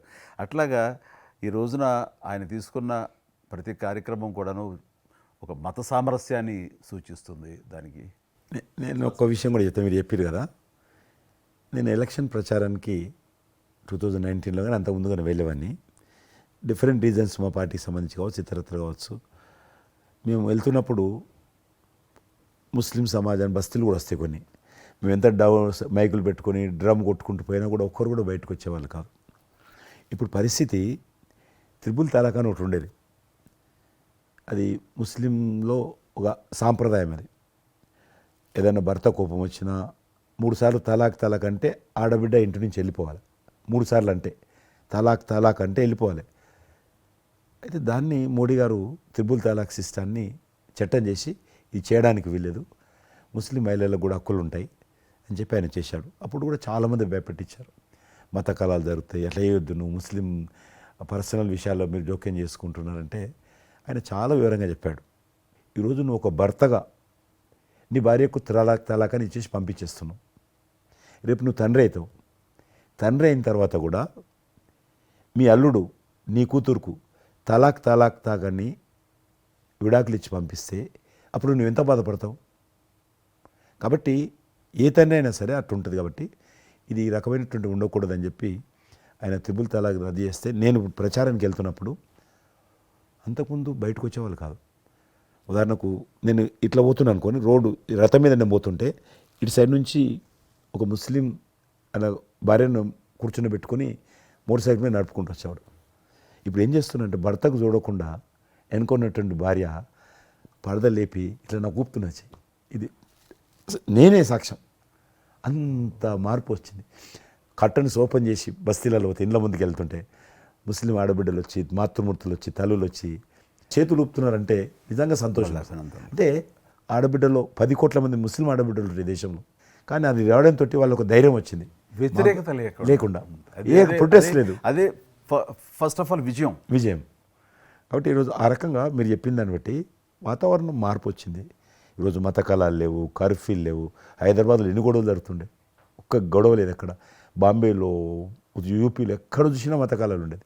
ఈరోజు ఆల్మోస్ట్ 98% కమ్యూనల్ క్లాసెస్ అయిపోయినాయి. ఎక్కడ కూడా కర్ఫ్యూ అనే లేదు.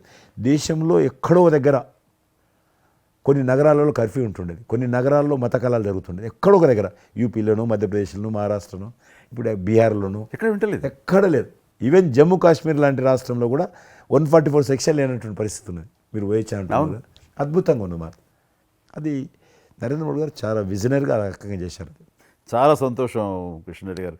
మీరు నన్ను అభినందించడానికి అవార్డు తీసుకుంటున్న సమయంలో ఆ పురస్కరించుకుని మీరు వచ్చినందుకు, నన్ను అభినందించినందుకు ధన్యవాదాలు తెలియజేస్తూ, మీతో ఇంతసేపు సంభాషించడంలో ఎన్నెన్నో విషయాలు తెలుసుకున్నాను, నాకు అనుభవపూర్వకంగా తెలిసినవి మీతో పంచుకున్నాను.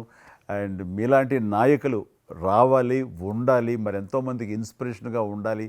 మీ ఆశయాలు, మీ ఆచరణలు, మీ సమస్య పరిష్కార మార్గాలు, అలాగే మీ నాయకుల యొక్క ఆయన ఆశయాలు, ఆయన యొక్క మార్గదర్శకంగా మీ ముందుండి మిమ్మల్ని ముందు నడిపించే విధంగా, తద్వారా అందరూ కలిసి భారతదేశాన్ని మీరు చెప్తున్నట్టుగా అభివృద్ధి చెందిన దేశాల్లో ఒక దేశంగా పెట్టే స్థితికి మనం వెళ్ళాలనే ఆశాభావం మీ అందరితో పాటు నాకు ఉంది.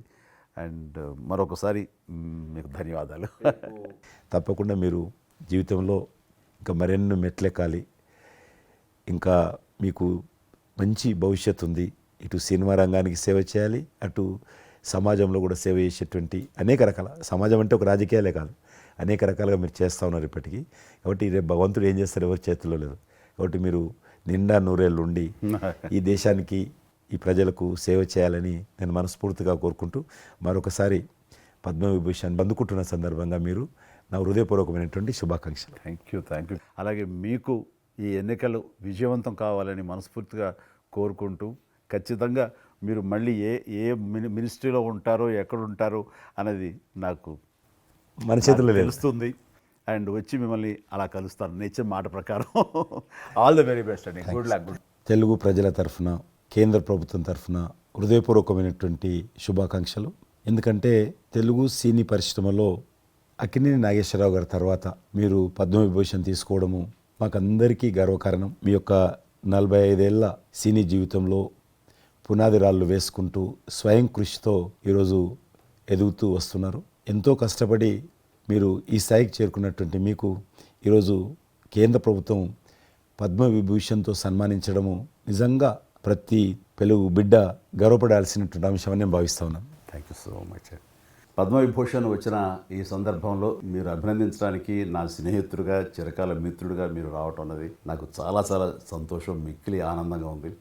అండ్ మీ ప్రేమని, మీ అభిమానాన్ని ఆస్వాదిస్తున్నాను. Thank you so much.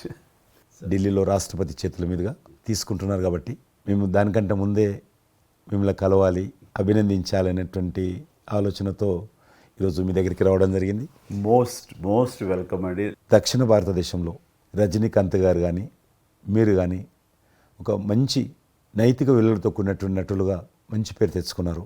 అంతేకాకుండా మన తెలుగు ఇండస్ట్రీస్కి వచ్చినప్పుడు తెలుగు ఇండస్ట్రీలో అప్పుడప్పుడు అనేక రకాల సమస్యలు వస్తుంటాయి, క్రైసిస్ వస్తూ ఉన్నప్పుడు ప్రభుత్వంతో కానీ మీ నటుల మధ్యలో కానీ సినిమా ఇండస్ట్రీ మధ్యలో కానీ వచ్చినప్పుడు సీనియర్ నటుడిగా, మెగాస్టార్గా అందరినీ సమన్వయపరుస్తూ మరి ముందుకు తీసుకెళ్ళేటువంటి వారు.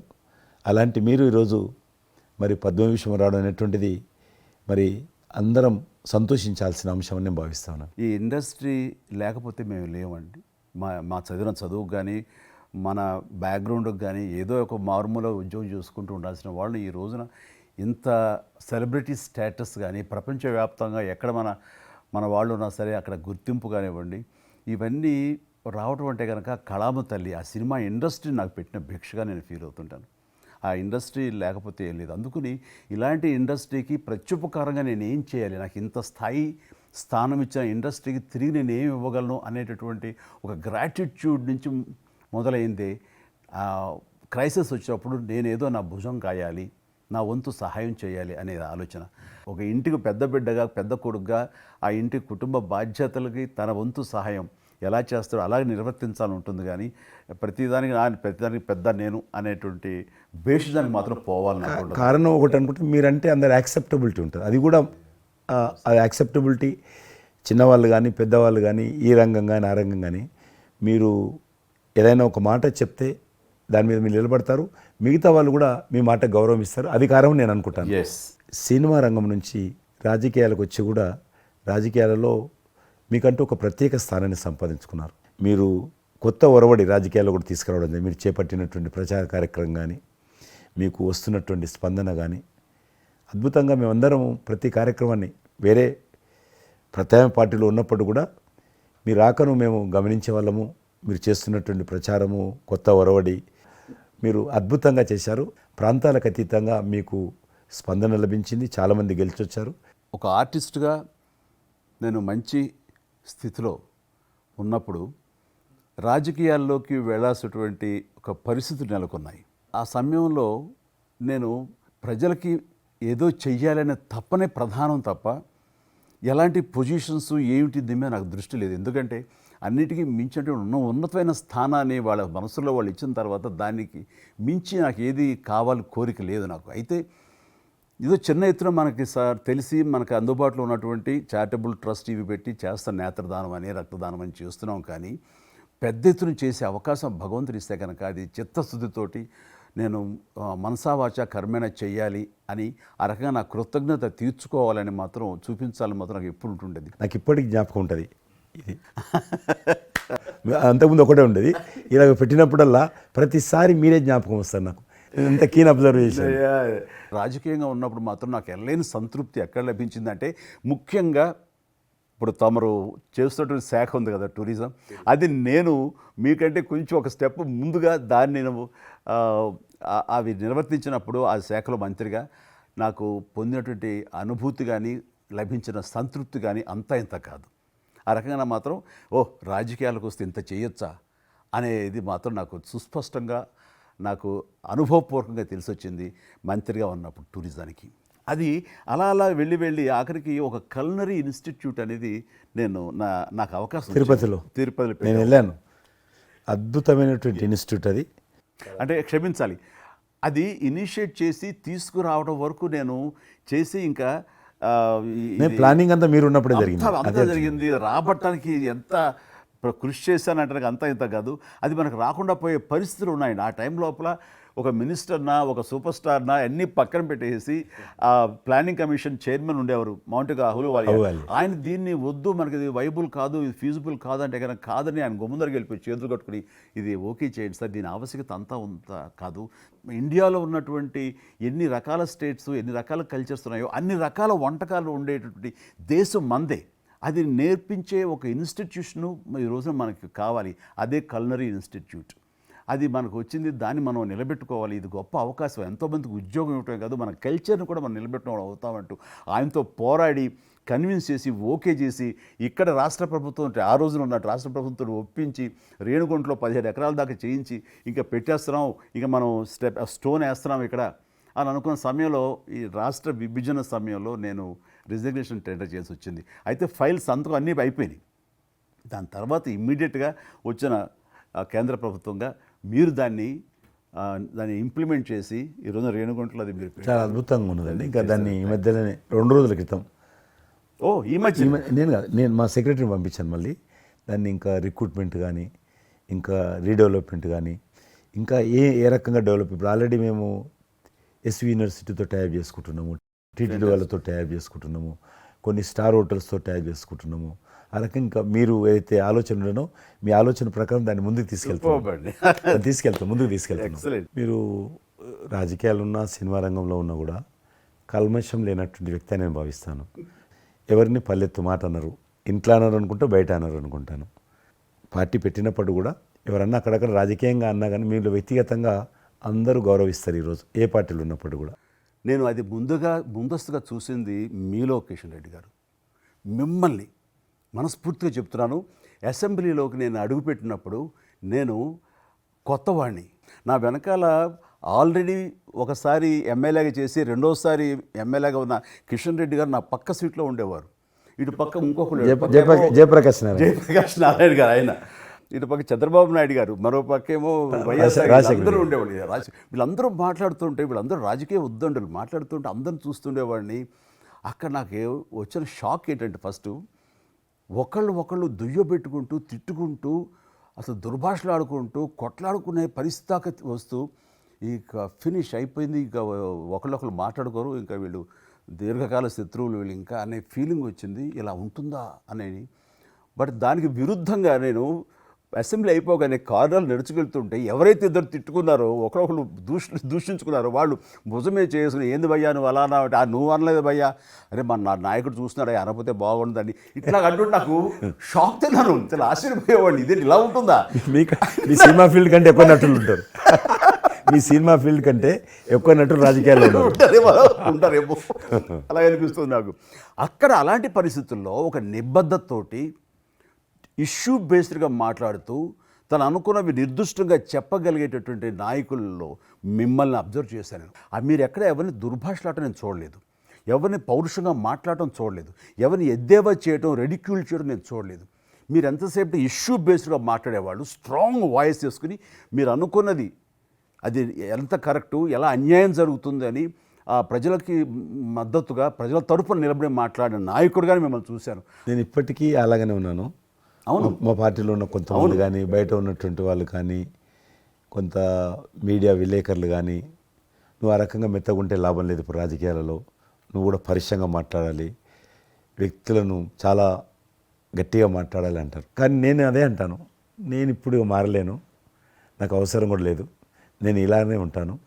నేను గతంలో ఏ రకమైనటువంటి వాజ్పేయి గారు, లాల్ కృష్ణ అద్వానీ గారు, మా తెలంగాణలో మా వి రామారావు గారు, వెంకయ్యనాయుడు గారు, దత్తాత్రేయ, ఇదంతా నాకు నేర్పారు వాళ్ళు. నేను చిన్నగా ఉన్నప్పుడు నా చేయి పట్టుకొని నడిపారు వాళ్ళు. కాబట్టి నేను ఏ రోజు కూడా చిన్న పొరపాటు చేయకూడదు అనేటువంటి దాంట్లో ఉన్నాను. నేను ఎప్పుడన్నా రాస్తారోకో చేసేవాళ్ళం. రాస్తారోకే మాకు వి రామారావు గారని సిక్కిం గవర్నర్ ఉండే ఎమ్మెల్సీ, ఆయన వెంటనే ఫోన్ చేసేవాడు. నువ్వు ఎక్కడన్నా పోతున్నప్పుడు ఎవరన్నా రాస్తారోకే చేస్తే ఒక 2-3 గంటలు ట్రాఫిక్ జామ్ అయితే నీకెంత బాధ అవుతుంది. కాబట్టి నువ్వు రాజకీయ నాయకుడు అయినంత మాత్రాన రోడ్డు ఆపేసి ప్రజలను ఇబ్బంది పెడితే ప్రజలకు మేలు చేయాలనుకుంటున్నావా, ప్రజలు ఇబ్బంది పెట్టాలనుకుంటున్నావా, ఈ రకంగా ప్రశ్నించేవాడు. నేను నన్ను ముఖ్యమంత్రులది దిష్టిబొమ్మ తగలబెడితే ముఖ్యమంత్రి తగలబెట్టొద్దు, కావాలంటే గవర్నమెంట్ తగలబెట్టు, వ్యక్తి ఆ రకం చిన్న చిన్న విషయాలు నాకు ఫ్యాంటాస్టిక్ సార్. ఈ రోజుల్లో ఎంతమంది ఇలా ఆలోచించిన సలహా ఆ తర్వాత వచ్చే యంగ్ నాయకులకి సలహా ఇచ్చేవాళ్ళు ఉన్నారు. అవన్నీ కరువడిపోతున్నాయి. ఇవన్నీ కూడా చరిత్రలో జరిగేవంట అనే స్థితిలాగా ఉంది మీలాంటి వాళ్ళు లేకపోతే కనుక. ఈరోజు మనము స్వాతంత్రం వచ్చి 75 సంవత్సరాలు అయింది. ఈ 75 సంవత్సరాల్లో మనం అనేక రకాలుగా అభివృద్ధి చేసుకున్నాము, ప్రాజెక్టులు కట్టుకున్నాము, ముందుకెళ్ళాము, కొంత వచ్చింది. కానీ మన తర్వాత వచ్చినటువంటి స్వాతంత్రం వచ్చినటువంటి దేశాలు కూడా డెవలప్డ్ కంట్రీగా ఎమర్జ్ అయినాయి. మనం ఇంకా డెవలపింగ్ కంట్రీ, అభివృద్ధి చెందిన దేశంగా ఎదగలేరు. కానీ దురదృష్టం ఏంటంటే టార్గెట్ పెట్టుకోలే. ఇప్పటి లోపల మనం లక్ష్యం చేరుకుందాం అనేది ఎక్కడ కూడా పెట్టుకోలే. ఇంకో 75 సంవత్సరాల తర్వాత ఇట్లనే ఉన్నాం అనుకో, ఇంకో 75 సంవత్సరాల తర్వాత కూడా వెనక తిరిగి చూస్తే మనం డెవలపింగ్ కంట్రీగా ఎమర్జ్ కాము. అందుకే ఈ మధ్యలో మన కేంద్ర ప్రభుత్వము ఒక టార్గెట్ పెట్టుకుంది. ఇప్పుడు కమింగ్ 25 years ప్రపంచంలో అత్యధికమైనటువంటి యూత్ పాపులేషన్ ఇండియాలో ఉంటుంది. ఎగ్జాక్ట్లీ. కాబట్టి ఈ 25 years అమృతకాలం అంటారు దీన్ని. ఎగ్జాక్ట్లీ. ప్రధానమంత్రి కూడా అప్పుడప్పుడు అంటుంటారు ఇది అమృతకాలం. కాబట్టి ఈ 25 years మన యూత్ కానీ ప్రతి ఒక్క ఫీల్డ్ కానీ మనము ఇప్పుడు సినిమా ఫీల్డ్ అందుకు సినిమా ఫీల్డ్ 2047లో ఏ రకంగా ఉండాలి, ప్రపంచాన్ని ఏ రకంగా డామినేట్ చేయాలి, అగ్రికల్చర్ ఏ రకంగా డామినేట్ చేయాలి, ఇండస్ట్రీ ఏ రకంగా డామినేట్ చేయాలి, ఎన్జిఓస్ ఏ రకంగా పనిచేయాలి, ఆర్థిక వ్యవస్థ ఏ రకంగా ఉండాలి, ఆ రకంగా ఎవరికి వారు 140 కోట్ల మంది మనం అనుకొని 2047 లోపల 100 సంవత్సరాల స్వాతంత్ర పండుగ జరుపుకుంటాము. ఆ రోజుకు మనం అభివృద్ధి చెందిన దేశంగా ఎదగాలి. ఇంకొక మాట అంటారు ప్రధానమంత్రి గారు, అప్పుడు ఏ పార్టీ ఉంటుందో అధికారం మనకు అనవసరం. అప్పుడు ఎర్రకోట నుంచి ఏ ప్రధానమంత్రి ఏ వ్యక్తి జాతీయ పతాకం ఆవిష్కరిస్తారో మనకు సంబంధం లేదు, ఎవరైనా ప్రజలు అనుకుంటారు. కానీ ఆ రోజుకు మన దేశం ప్రపంచంలో డెవలప్డ్ కంట్రీ స్థాయికి ఎదిగి 3, 4, 5 ఉంటే అట్లో మన దేశం ఉండాలి అనేది అని ఈరోజు మనం అందరం ఒక లక్ష్యంగా పెట్టుకొని ముందుకెళ్తే యూత్ ఏదైతే అంటున్నారో మీరు, ఆ యూత్ కూడా మరి వాళ్ళ జీవితం సాఫల్యం చెందినట్టు అవుతుంది. ఇప్పుడు డెవలప్డ్ కంట్రీస్లో మనది ఆర్థికంగా చూసుకుంటే కనుక ఆర్థిక వ్యవస్థగా మనది 5వ కంట్రీగా డెవలప్ అయింది. Largest ఈ మధ్య- economy. ఈ మధ్య కాలంలో, ఈ మధ్య సంవత్సరాల్లో, ఒక దశాబ్ద కాలం లోపల. ఇప్పుడు వచ్చే 5 సంవత్సరాల్లో మనం థర్డ్ ప్లేస్ చేరుతాం. ఇప్పుడు యూకే లాంటి మనల్ని పరిపాలించి ఆక్రమించుకొని పరిపాలించినటువంటి బ్రిటన్ కూడా వెనకకి నెట్టేసి 5వ స్థానానికి వచ్చేసాం. వచ్చేటువంటి 5 సంవత్సరాల్లో ఖచ్చితంగా మనం 3వ స్థానంలోకి లార్జెస్ట్ ఎకానమీ కంట్రీగా మనం ఎమర్జ్ అవుతాం. 100% అవన్నీ ఇప్పుడు జరుగుతున్నటువంటి ఈ యొక్క డెవలప్మెంట్స్, ఈ ఆర్థిక సంస్కరణలు ఇవన్నీ చూస్తుంటే ఖచ్చితంగా ఆ రోజు ఎంతో దూరం లేదు మీరు చెప్పినట్లుగా. మీ తెలిసి ఈ మధ్యలో G20 సమావేశాలు నిర్వహించినప్పుడు నేను మీతోటే మాట్లాడాను. శ్రీనగర్ అంటే ఎట్లా ఉండనో పరిస్థితి తెలుసు. ఈ టూరిజం మినిస్ట్రీకి 4 మీటింగ్లు అవుతాయి. ఒక మీటింగ్ అక్కడ పెట్టాలని నిర్ణయించుకున్నప్పుడు ప్రధానమంత్రి అన్నారు, సినిమా ఫీల్డ్ మీద చర్చించండి, ఎందుకంటే సినిమా ఫీల్డ్ ఎక్కువగా షూటింగ్లు చేసేవాళ్ళు. మేము చిన్నగా ఉన్నప్పుడు జమ్మూ కాశ్మీర్ వెళ్ళలేదు ఎవరం కూడా, కానీ దేశంలో ఉన్నటువంటి కోట్లాది మంది రందాలను కానీ చూశారు. కాబట్టి ఆ సినిమా ఫీల్డ్కి సంబంధించినటువంటి సెషన్ పెట్టాలి మీరని చెప్పి ప్రధానమంత్రి గారు చెప్పి ఆయన ఆదేశించిన తర్వాత ఈ సినిమా ఫీల్డ్కి సంబంధించి అన్ని దేశాలకు సంబంధించినటువంటి ప్రముఖులందరినీ కూడా ఆహ్వానించాం.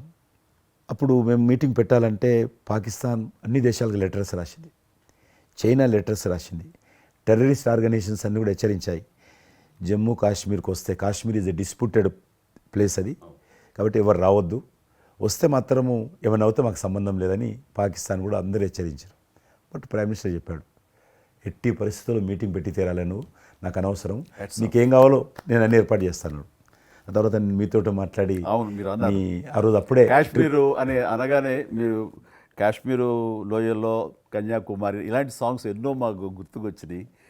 అలాంటిది మళ్ళీ మీరు మీ పార్టిసిపేషన్ ఉంటే బాగుంటుంది అనుకున్నప్పుడు ఆ టైంలో నేను రాలేని పరిస్థితిలో రామ్ చరణ్ వస్తే బాగుంటుంది, అతను RRR సినిమా ఆస్కార్ అవార్డు వచ్చింది. తోటి తను మంచి ఆస్కార్ అవార్డు వచ్చింది, బాగుంటుంది, ప్రధానమంత్రి గారు చెప్పాను. అప్పుడు అందరూ ఫారినర్స్ డెలిగేట్స్ అందరూ కూడా ఏ సినిమా సాంగ్ అది నాటు నాటు సినిమా డాన్స్ చేశారు అక్కడ, డాన్స్ చేశారు వాళ్ళు. ఎవరు మన కొరియన్ మినిస్టర్.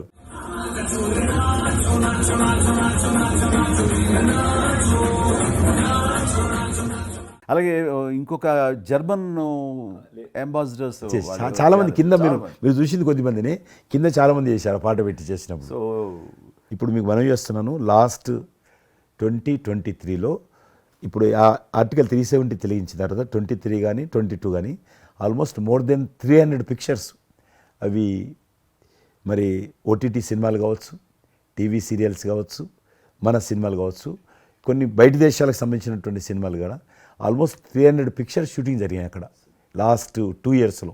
మళ్ళీ తిరిగి మీ ప్రభావంతో, ఆయన నరేంద్ర మోడీ గారి చొరవతోటి ఇలాగా G20 కల్చర్, ముఖ్యంగా టూరిజం సంబంధించి సినిమాలను ఎంకరేజ్ చేస్తూ మీరు తీసుకున్న చొరవ, అందులో రామ్ చరణ్కి మీరు ఇచ్చేటువంటి ప్రాధాన్యత, ఇవన్నీ కలిపినప్పుడు ఫస్ట్ నా వైఫ్ తన ఫ్రెండ్స్ తోటి ఎక్కడికి వెళదాం ఈ హాలిడే అంటే వాళ్ళ ఫ్రెండ్స్ అందరు కలిపి కాశ్మీర్కి వెళ్ళారు.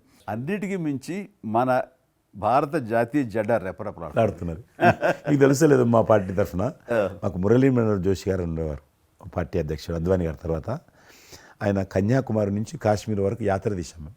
ఏంటో తెలుసా డిమాండ్, అక్కడ శ్రీనగర్లో జాతీయ పతాకం ఎగరడం, దానికోసం ఉద్యమం చూడండి, ఒక జెండా ఎగరడం కోసం. ఆడికి మిలిటరీ మధ్యలో, పోలీస్ ఫైరింగ్ల మధ్యలో ఒక జెండా, మేము జమ్మూ కాశ్మీర్ కానీ ఆపేశారు మమ్మల్ని. అక్కడ నుంచి మిలిటరీ విమానంలో తీసుకుపోయి ఆయన ఒక్కరిని అక్కడ జెండా ఎగిరినట్టు చేసి మనకు తీసుకొచ్చారు. దల్ లేక్ అని ఉంది అక్కడ, ఉన్నది కదా. మొన్న 15th ఆగస్ట్, ఇంతకుముందు 15th ఆగస్ట్ ఏదైతే మనము 70 సంవత్సరాల పండుగ జరుపుకున్నాము, 50,000 మంది అమ్మాయిలు అబ్బాయిలు స్కూల్ పిల్లలు అందరూ చేతులలో 3 రంగుల పతాకాలు పట్టుకొని దల్ లేక్ చుట్టూ ఊరేగింపు చేశారు. అది మార్పు. ఇంకొకటి నాకు సంతోషం ఏంటంటే, మీరు రాజకీయాలకు రాకముందే మీకంటూ ఒక ప్రత్యేక స్థానం సర్వీస్ యాక్టివిటీలో చిరంజీవి చారిటబుల్ ట్రస్ట్ చాలా పెద్ద ఎత్తున చేయడం అనేటువంటిది నిజంగా అది చాలామందికి ఆదర్శమైంది. మిమ్మల్ని చూసిన తర్వాత చిరంజీవి గారు పెట్టిన అంత పెద్ద నటు పెట్టడం మనం చేయకూడదని వాళ్ళ స్థాయిలో పెట్టినటువంటి చాలా సంస్థలు మీ నుంచి స్ఫూర్తి తీసుకొని పెట్టారనేది నాకు తెలిసిన వాళ్ళు కూడా చాలామంది చెప్పారు. కాబట్టి అది గొప్ప విషయం. మీకు ఎందుకు వచ్చింది ఐడియా? అది ఏదైనా సరే ముందు మన మనసులో తిరిగి ప్రత్యుపకారంగా ఏదైనా చెయ్యాలి అనే భావం ఒకటి ఉంటేనండి అవకాశాలు ఎదురుగా ఉంటాయండి మన ఎదురుగా. అలా చూసినప్పుడు ఆ టైంలో రక్తం దొరకక చనిపోయే వాళ్ళు చాలామంది ఉన్నారు. అది గర్భస్రావంతో, డెలివరీ సమయంలో, యాక్సిడెంట్ సమయంలో కొంతమంది క్షతగాతులు, అట్లాగా లుకేమియా కానివ్వండి, క్యాన్సర్ కానివ్వండి, ఇలాంటివి తలసేమియా కానివ్వండి, ఇలాంటి చాలామంది ఉన్నారు. ఇంతమంది జనాభా ఉన్న ఈ దేశంలో రక్తం ఇచ్చేవాళ్ళు లేకుండా పోయారు. ఎందుకంటే రక్తం అనేది ల్యాబుల్లో తయారు చేసేది కాదు. ఒక మనిషి మరొక మనిషికి దానం ఇస్తేనే జరిగేది. సో ఆ మాత్రం ఆల్టర్నేటివ్ లేదు, లేదు, ప్రత్యామ్నాయం లేదు, ప్రత్యామ్నాయం లేదు. సో ఇది కేవలం మంచి మనసుతోటి ఉండేవాళ్ళు ఇచ్చేదే. వాళ్ళు మోటివేట్ చేయాలంటూ నేను ఏం చేస్తానంటే నా ఫ్యాన్స్ని ఫస్ట్ మోటివేట్ చేద్దామని దీని ఆవశ్యకత చెప్పడం కోసంగా షార్ట్ ఫిల్మ్స్ కానివ్వండి, ఎక్కడ పెడితే అక్కడ నేను ఇవ్వటం మొదలుపెట్టేసరికి ఈ రోజున రక్తం ఇవ్వటం కోసంగా ముమ్మరంగా ముందుకు రాగలుగుతున్నారు అంటే దాన్ని ఇనిషియేట్ చేసింది, దానికి ముందస్తుగా దాన్ని మోటివేట్ చేసింది నేను అని చెప్పుకోవడానికి నాకు గొప్ప విషయం అండి. కానీ మీరు ఒక ఉద్యమంలాగా తయారు చేశారు దాన్ని, ఒక మూమెంట్ లాగా తయారు చేసి mission. Hats off to my fans and motivate అయిన ధర్మాత్ములు, మంచి మనసు ఉన్న వాళ్ళు ఎంతోమంది ముందుకు వచ్చారు. వాళ్ళందరికీ కూడా ఈ సందర్భంగా చేతులెత్తి నమస్కరిస్తాను. ఇక్కడ మీ గురించి నేను ఇంకోటి విన్నాను. మీరు ఏదైతే నా సేవా కార్యక్రమాల గురించి మీరు ప్రస్తావించారో అదే సమయంలో నేను కోవిడ్లో కూడా నేను కొంచెం యాక్టివ్గా ఉండి మా కార్మికులకి సంబంధించి 3 నెలల పాటు 4 నెలల పాటు నా మిత్రుల సహకారంతో నేను కొంత అమౌంట్ తోటి సినిమా ఫీల్డ్లో పనిచేస్తున్నటువంటి బాయ్, ఆఫీస్ బాయ్ నుంచి మొదలు పెడితే టెక్నీషియన్స్ వరకు కూడా మీరు చాలా పెద్ద ఎత్తున చాలా మందికి నేను గ్రాసరీస్ ఇవ్వగలిగాను వాళ్ళకి బయటికి రాని పరిస్థితిలో. బట్ అదే పరిస్థితిలో మీరు దేశవ్యాప్తంగా మీరు ముఖ్యం ఇక్కడ మన రాష్ట్రానికి సంబంధించి తెలంగాణలో మీరు ఫ్రంట్ లైన్లో ఉండి ప్రతి వాళ్ళని పరామర్శిస్తూ, ప్రతి హాస్పిటల్కి వెళుతూ, ఎవరైతే ఆ రోజున ఫ్రంట్ లైన్ హీరోస్ ఉన్నారో వాళ్ళందరినీ పరామర్శిస్తూ మీరు అద్భుతంగా పెద్ద ఎత్తున చేశారు. అదే కాకుండా మన ఇండియా లెవెల్లో మీరు corona command control room, corona command control room మీకు మీ ఆధ్వర్యంలో జరిగింది. అప్పుడు మీరు చేసిన సేవల గురించి దేశం ప్రస్తావించారు. అంటే అప్పుడు నోడల్ మినిస్ట్రీ హోమ్ మినిస్ట్రీ ఉండింది. ఏమైనా డైరెక్షన్స్ దేశానికి ఇవ్వాలన్నా, రాష్ట్ర ప్రభుత్వాలకు ఇవ్వాలన్నా, లాక్డౌన్ ఎక్కడ పెట్టాలి, ఎక్కడ పెట్టకూడదు, ఎప్పుడు పెట్టాలా, లాక్డౌన్లో ఏ స్థాయికి వెళ్ళాలా, అన్నీ కూడా హోమ్ మినిస్ట్రీ ఇచ్చేది. నేను అప్పుడు హోమ్ మినిస్ట్రీలో ఉన్నాను. ప్రజలకు రోజువారీ అవసరమైనటువంటి 24 మినిస్ట్రీస్, 3 జాయింట్ సెక్రటరీస్ ఒక్కొక్క మినిస్ట్రీ నుంచి 8 గంటల చొప్పున హోల్ నైట్ టు డే 24/7 ఆ బ్యాచ్ కరోనా కంట్రోల్లో కూర్చోవాలి. ఆ రకం కూర్చున్నప్పుడు దానికి యాజ్ ఎ మినిస్టర్గా నన్ను ఇన్ఛార్జ్ పెట్టారు ప్రధానమంత్రి గారు, అమిత్ షా గారు. చాలా అద్భుతంగా నేను కూడా ఆల్మోస్ట్ 1.5 month ఆఫీసులోనే పడుకున్నాను. మిలిటరీ విమానాలలో ఆక్సిజన్ పంపించాను, మీకు తెలుసు. మిలిటరీ విమానాలు ఒక విమానం ఢిల్లీ నుంచి ఆక్సిజన్ తీసుకొని వస్తే గ్రీన్ ఛానల్ ద్వారా హైదరాబాద్ సికింద్రాబాద్ స్టేషన్ వచ్చేంత వరకు కూడా ఎక్కడ ఆగకపోయేది. అంత నెట్వర్క్ గ్రీన్ ఛానల్ అంటారు. ఆ రకంగా విమానాల ద్వారా నేను గాంధీ హాస్పిటల్కి ఆల్మోస్ట్ 12 సార్లు పోయాను లోపలికి. ఎవరైతే వెంటిలేటర్ మీద పేషెంట్స్ ఉంటారో, నేను బుక్ ఒకటి ప్రింట్ చేశాను, వెంటిలేటర్ మీద పేషెంట్ దగ్గరగా మాట్లాడాను, దేవుడి మీద భారం ఇచ్చి తిరిగాను. ఆ రకంగా ఎందుకు వెళ్ళానంటే ఏదో పబ్లిసిటీ కోసం కాదు. డాక్టర్లు పనిచేస్తున్నారు, ఆడ నర్సులు పనిచేస్తున్నారు, ఆడ శానిటేషన్ సిబ్బంది పనిచేస్తారు, క్లీన్ చేయడం. వాళ్ళు పనిచేస్తున్నప్పుడు మనం వాళ్ళని గాలికి వదిలేసి మీరు పని చేయండి, మేము రాజకీయ నాయకులము, మేము ఇళ్ళల్లో ఉంటాము, మేము రాము అని కూడా దాన్ని బట్టి నేను లోకల్గా ప్రజాప్రతినిధిని, ఎంపీని అని చెప్పి మా ఇంట్లో భయపడుతున్నా, అందరూ భయపడుతున్నా, ప్రెస్ వాళ్ళందరూ వచ్చేవాళ్ళు. ప్రెస్ వాళ్ళందరినీ గేట్ కాడ బయట మెయిన్ గేట్ కాడ ఆపాడు. ఇక నేను పోయేవాడిని, మొత్తం చూసేవాడిని. ఆ సూపరింటెండెంట్ కూడా నాతో పాటు లోపలికి వచ్చేవాడు ధైర్యం చేసి నేను వెళ్ళినప్పుడు. ఆ రకంగా పూజారులు ఉంటారు దేవాలయాలలో, పూజారులు కూడా చాలా పేదవాళ్ళు ఉంటారు, మీకు తెలుసు. వాళ్ళకు దేవాలయాన్ని క్లోజ్ అయినాయి కదా, ఆ టైంలో పూజారులందరికీ గ్రాసరీస్ పంపించడము, మీలాంటి వాళ్ళ దగ్గర పెద్దవాళ్ళ దగ్గర సాయం తీసుకొని మా కార్యకర్తలకు పంపించడము, పోలీస్ స్టేషన్లో పోలీసుకు పంపించడము, హోంగార్డ్స్ పంపించడము. ఈ రకంగా నేను కూడా కొద్దిగా గొప్ప చేశాను. ఇక్కడ మా వాళ్ళతోటి కలిసి నా కాన్స్టిట్యున్సీ చూసి ఈవెన్ నా పార్టీలో ఉన్నటువంటి నాకు పనిచేసినటువంటి పేద కుటుంబాల కార్యకర్తలకు కూడా గ్రాసరీస్ పంపించాను నేను. ఆ రకంగా కూడా వర్కౌట్ చేశాను. మీ కుటుంబంలో కూడా చాలామంది మీకు బంధువులు సినిమాలు వచ్చారు. అందులో 2 ప్రముఖంగా మీ అబ్బాయి చరణ్ గారు కావచ్చు, మీ సోదరుడు పవన్ కళ్యాణ్ గారు కావచ్చు. వాళ్ళిద్దరిట్లో మీకు నచ్చిన సినిమా ఏముంటుంది? పవన్ కళ్యాణ్ సినిమాల్లో నాకు తొలి ప్రేమ ఒకటి చాలా ఇష్టం, బద్రీ ఇష్టం, అలాగే జల్సా అనే ఇంకో సినిమా, అత్తారింటికి దారేదైతే చాలా నేను చూశాను అది. అవి తను చేసినవి సినిమాలైనా అన్నీ కూడాను అద్భుతమైన సినిమాలే, 1-2 తప్ప. అండ్ చరణ్ రెండో సినిమా మగధీర నభూత నా భవిష్యత్. మీరు అసెంబ్లీలో నాకు వచ్చి చెప్పారు, ఏది మొగధీర రిలీజ్ అయిన రోజు ఉన్నారు మీతో కరెక్టే share కదా, చేసుకున్నాను. మీరు షేర్ చేశారు. Yes, yes. చాలా బాగా నడుస్తుంది మా అబ్బాయిది మంచి అదే టైంలో అదే టైం మీరు అసెంబ్లీలో కూడా చెప్పారు మాకు, మామూలుగా మాట్లాడుతున్నారు మగధీర చాలా అద్భుతంగా వచ్చింది చిరంజీవి అని, మీరు ఎంత సంతోషపడిపోయారో. మీకు రాజకీయంగా మీ తదనంతరం లేదా మీతో పాటు మీ బంధుగణంలో కానీ మీ బంధువులో కానీ మీరు ఎంకరేజ్ చేసిన మీ శిష్య వర్గంలో కానీ ఎవరైనా ఉన్నారా? అంటే నేను మా కుటుంబం నుంచి ఎవరిని ప్రోత్సహించలేను. ఎవరన్నా ఇష్టం ఉంటే వాళ్ళు రావాలి ఫ్యూచర్లో, నేను ప్రోత్సహించలే ఎవరిని కూడా.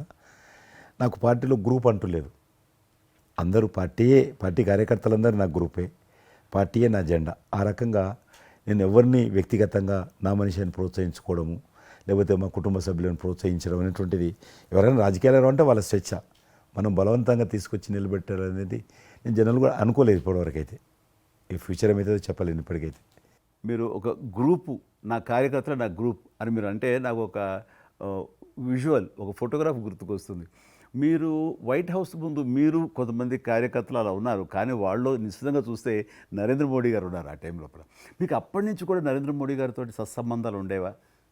అద్వానీ గారు ప్రెసిడెంట్ ఉన్నప్పుడు 1994లో నేను అప్పుడు యూత్ వింగ్లో పనిచేస్తున్నాను. American council of young political leaders, అది యుఎస్ గవర్నమెంట్ ఏజెన్సీ. వాళ్ళు ఏం చేసేవాళ్ళంటే కొన్ని ముఖ్యమైనటువంటి దేశాల నుంచి అప్పుడప్పుడు యూత్ డెలిగేషన్, పొలిటికల్ పార్టీకి సంబంధించినటువంటి యూత్ డెలిగేషన్, యంగ్ లీడర్స్ అంటారు, యంగ్ లీడర్స్ని పిలిచి మా దేశం ఏ రకంగా అభివృద్ధి చెందుతుందో మీరందరూ చూసి మీరు మీ దేశాల్లో మాకు దేశం గురించి ప్రచారం చేయాలి. అద్వానీ గారు ముగ్గురిని సెలెక్ట్ చేశారు. నన్ను హైదరాబాద్ నుంచి, తెలంగాణ ఉమ్మడి రాష్ట్రం ఆంధ్రప్రదేశ్ నుంచి, కర్ణాటక నుంచి అనంత్ కుమార్ అని చనిపోయారు.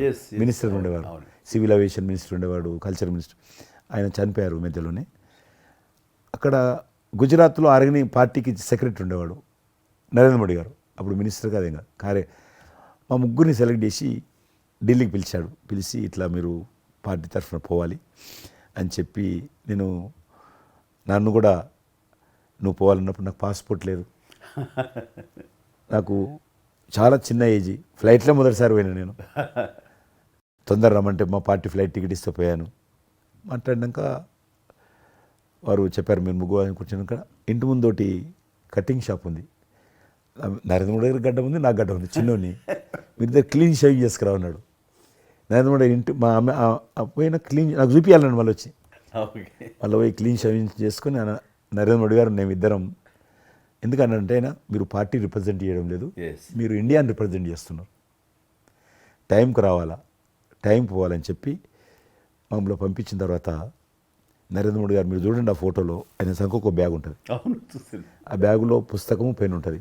మేము రాజులాగా పుస్తకం లేదు, పెన్ లేదు, మేము పోతుంటే అందులో భాగంగానే వైట్ హౌస్ లోపల రాణించేవాళ్ళు, చాలా దూరంకి వెళ్ళి, కానీ చూపించేవాళ్ళు బయట ఉండే కొంత అమెరికా, ఇది వైట్ హౌస్ అక్కడ కనిపిస్తుంది, అందులో అది ప్రెసిడెంట్ రూము, ఇక్కడ కనిపిస్తుంది కిచెను, ఇది కాన్ఫరెన్స్ హాలు, బయట నుంచి అందరు చెప్పేటప్పుడు చాలా మంది ఉండేవాళ్ళు. అదే నేను చూసి గైడర్స్, టూరిస్ట్ గైడ్స్ ఉంటారు కదా, వాళ్ళు చాలామంది అక్కడ పోతే చెప్పేవాళ్ళు. ఆ రకంగా అక్కడ దిగినటువంటి ఫోటో అది. ఎందుకు రిలీజ్ చేశానంటే, ప్రధానమంత్రి గారు అయిన తర్వాత నాకు ఫోన్ చేశాడు, కిషన్ ఏమన్నా మీ దగ్గర ఫోటోలు ఉన్నాయా? ఆయన దగ్గర లేవు పాపం. ఓకే, నాకు ఫోన్ చేశాడు. నేను ఎమ్మెల్యే క్వార్టర్స్లో అవన్నీ ఫోటోలు తీసినాక ఇంత కట్ట ఉండే కానీ అన్నీ అంటుకొని ఒకటి మనకు తెలియదు కదా, మొత్తం పాడిపోయినాయి. 8 ఫోటోలు దొరికినాయి, అందులో ఏదో ఒకటి దొరికింది. బోటు థమ్స్అప్ తాగుతూ, అప్పుడు థమ్స్అప్ తాగొద్దని కూడా తెలియదు, ఇది మల్టీనేషనల్ కంపెనీ అటువంటి ఏం లేదు అప్పుడు. బోట్ నడిపిస్తున్న ఫోటో ఇవన్నీ కూడా కొన్ని దొరికితే పంపించాను. ఆయన ఏ వైట్ హౌస్ ముందు అయితే నేను ఫోటో దిగాను గేట్ కాడ, ఈరోజు అదే వైట్ హౌస్ ఆహ్వానం మేరకు వైట్ హౌస్ లోపలికి వెళ్తున్నానని ఆ ఫోటో రిలీజ్ చేశాడు. Excellent experience. ప్రైమ్ మినిస్టర్ ఆ ఫోటో, బయటకు ఆ ఫోటో బయటకు వచ్చింది. ఆ రోజు ప్రైమ్ మినిస్టర్ గారు అయిన తర్వాత అమెరికాకి వెళ్తున్న రోజు రిలీజ్ చేసిన ఫోటో అది. మీరు మాకు ఒక మాట ఇచ్చారు, మీరు మన ఆఫీస్ ఏదైతుందో టూరిజం ఆఫీసు ఢిల్లీలో నేను వస్తాను, మన ఇద్దరం ఒకసారి అన్నారు. కానీ మీ ఒత్తిడి కారణంగా, మన ఒత్తిడి కారణంగా జరగలేదు. ఇంకా అది రేపు ఎలక్షన్స్ తర్వాత మళ్ళీ అది చెప్పలేము కాబట్టి అది నేను చెప్తున్నాను, మీరు అక్కడే ఉంటారు, నేను వస్తాను. అది కాకుండా మీరు నాకు ఇంకా జ్ఞాపకం ఆఫీస్లో ఉన్నప్పుడు నాకు గర్వం ఫీల్ అవుతాను. ఎందుకంటే మీరు పెట్టిపోయినటువంటి ఫోటోలు, ఇండియాకి సంబంధించినటువంటి టూరిజం డెస్టినేషన్ యొక్క ఫోటోస్ ఏవైతున్నాయో అవి ఇంకా ఆ రకంగానే ఉన్నాయి. నేను అడిగాను ఎవరు పెట్టారంటే చిరంజీవి గారు పెట్టారంటారు. డ్రైవర్ కూడా మీకైతే డ్రైవర్ ఉండను, అతను ఇప్పుడు నా దగ్గర ఉన్నాడు, రణధీర్. రణధీర్. మీకు చెప్తుంటాడు సార్ ఇక్కడే మై చిరంజీవి సాబ్ का भी मैं ही साहब ड्राइवर मैं ही चलाता उनका गाड़ी ఢిల్లీ में आज आपको मैं चला रहा हूं साहब అంటాడు. ఇంకా ఉన్నాడు అతను. ఇంకా ఉన్నాడు పాపం. Fantastic. చాలా సీనియర్ అండి అతను, చాలా మంచోడు. మన ఉమ్మడి ఆంధ్రప్రదేశ్ ఉన్నప్పుడు మనం ఇండియాలోనే మనమే ఆరోగ్యశ్రీని ప్రారంభించామన్నది నాకు తెలిసినటువంటి వాస్తవం. ఆ తర్వాత మిగతా రాష్ట్రాలు కూడా అది వ్యాపించింది అనేది చాలా ఇది. అలాంటి ఆరోగ్యశ్రీకి కిషన్ రెడ్డి గారే ఆద్యులు, అంకురార్పణ చేసిన వాళ్ళు అని బయట బాగా వినికిడి ఉంది. ఆ తర్వాత ప్రభుత్వాలు పికప్ చేస్తాయి. అది ఎందుకు, ఎలాగా, అది మీరు ఎట్లా ఇనిషియేట్ చేశారు ఆరోగ్యశ్రీ అనేది? 2004 నేను ఎమ్మెల్యే అయినప్పుడు పేరున్న మందకృష్ణ మాదిక్ గారు, ఆయన వాళ్ళకి సంబంధించినటువంటి ఎస్సీ వర్గీకరణ మీద పోరాటం చేస్తూనే సామాజిక సమస్యల మీద కూడా పోరాటం చేసేవారు. దివ్యాంగులకు పెన్షన్ పెంచాలని ఆయన తిరుగుతున్నప్పుడు ఈ అనేక జిల్లాలలో గుండె జబ్బులు ఉన్నటువంటి పిల్లలు జన్మించేవాళ్ళు. వాళ్ళకు ఆ రోజు ఒక ఆపరేషన్ చేయాలంటే 10 లక్షలు, 12 లక్షలు, 13 లక్షలు అయ్యేది. పేదవాళ్ళకి అది అవకాశం ఉండేది కాదు. చాలామంది చనిపోయేవాళ్ళు కూడా. అప్పుడు రాజశేఖర్ రెడ్డి గారు ముఖ్యమంత్రిగా ఉన్నారు. మేము ట్యాంక్ బండ్ కింద అంబేద్కర్ భవన్ ఉంది, అక్కడ మీటింగ్ పెట్టుకున్నాము. ఒక 3000 మంది పసిపిల్లలు వాళ్ళ తల్లిదండ్రులు వచ్చారు.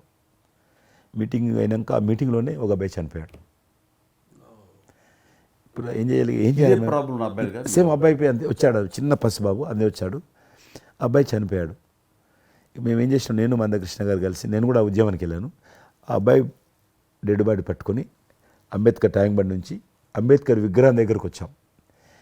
మాతో పాటు ఆ పసిపిల్లలందరినీ తీసుకొచ్చాం, 3000 మంది పసిపిల్లలు. అంబేద్కర్ ట్యాంక్ బండ్ దగ్గర అంబేద్కర్ విగ్రహం మొత్తం ఆ పిల్లలు వాళ్ళ తల్లిదండ్రులు కూర్చున్నాం, డెడ్ బాడీ పెట్టుకొని కూర్చున్నాం.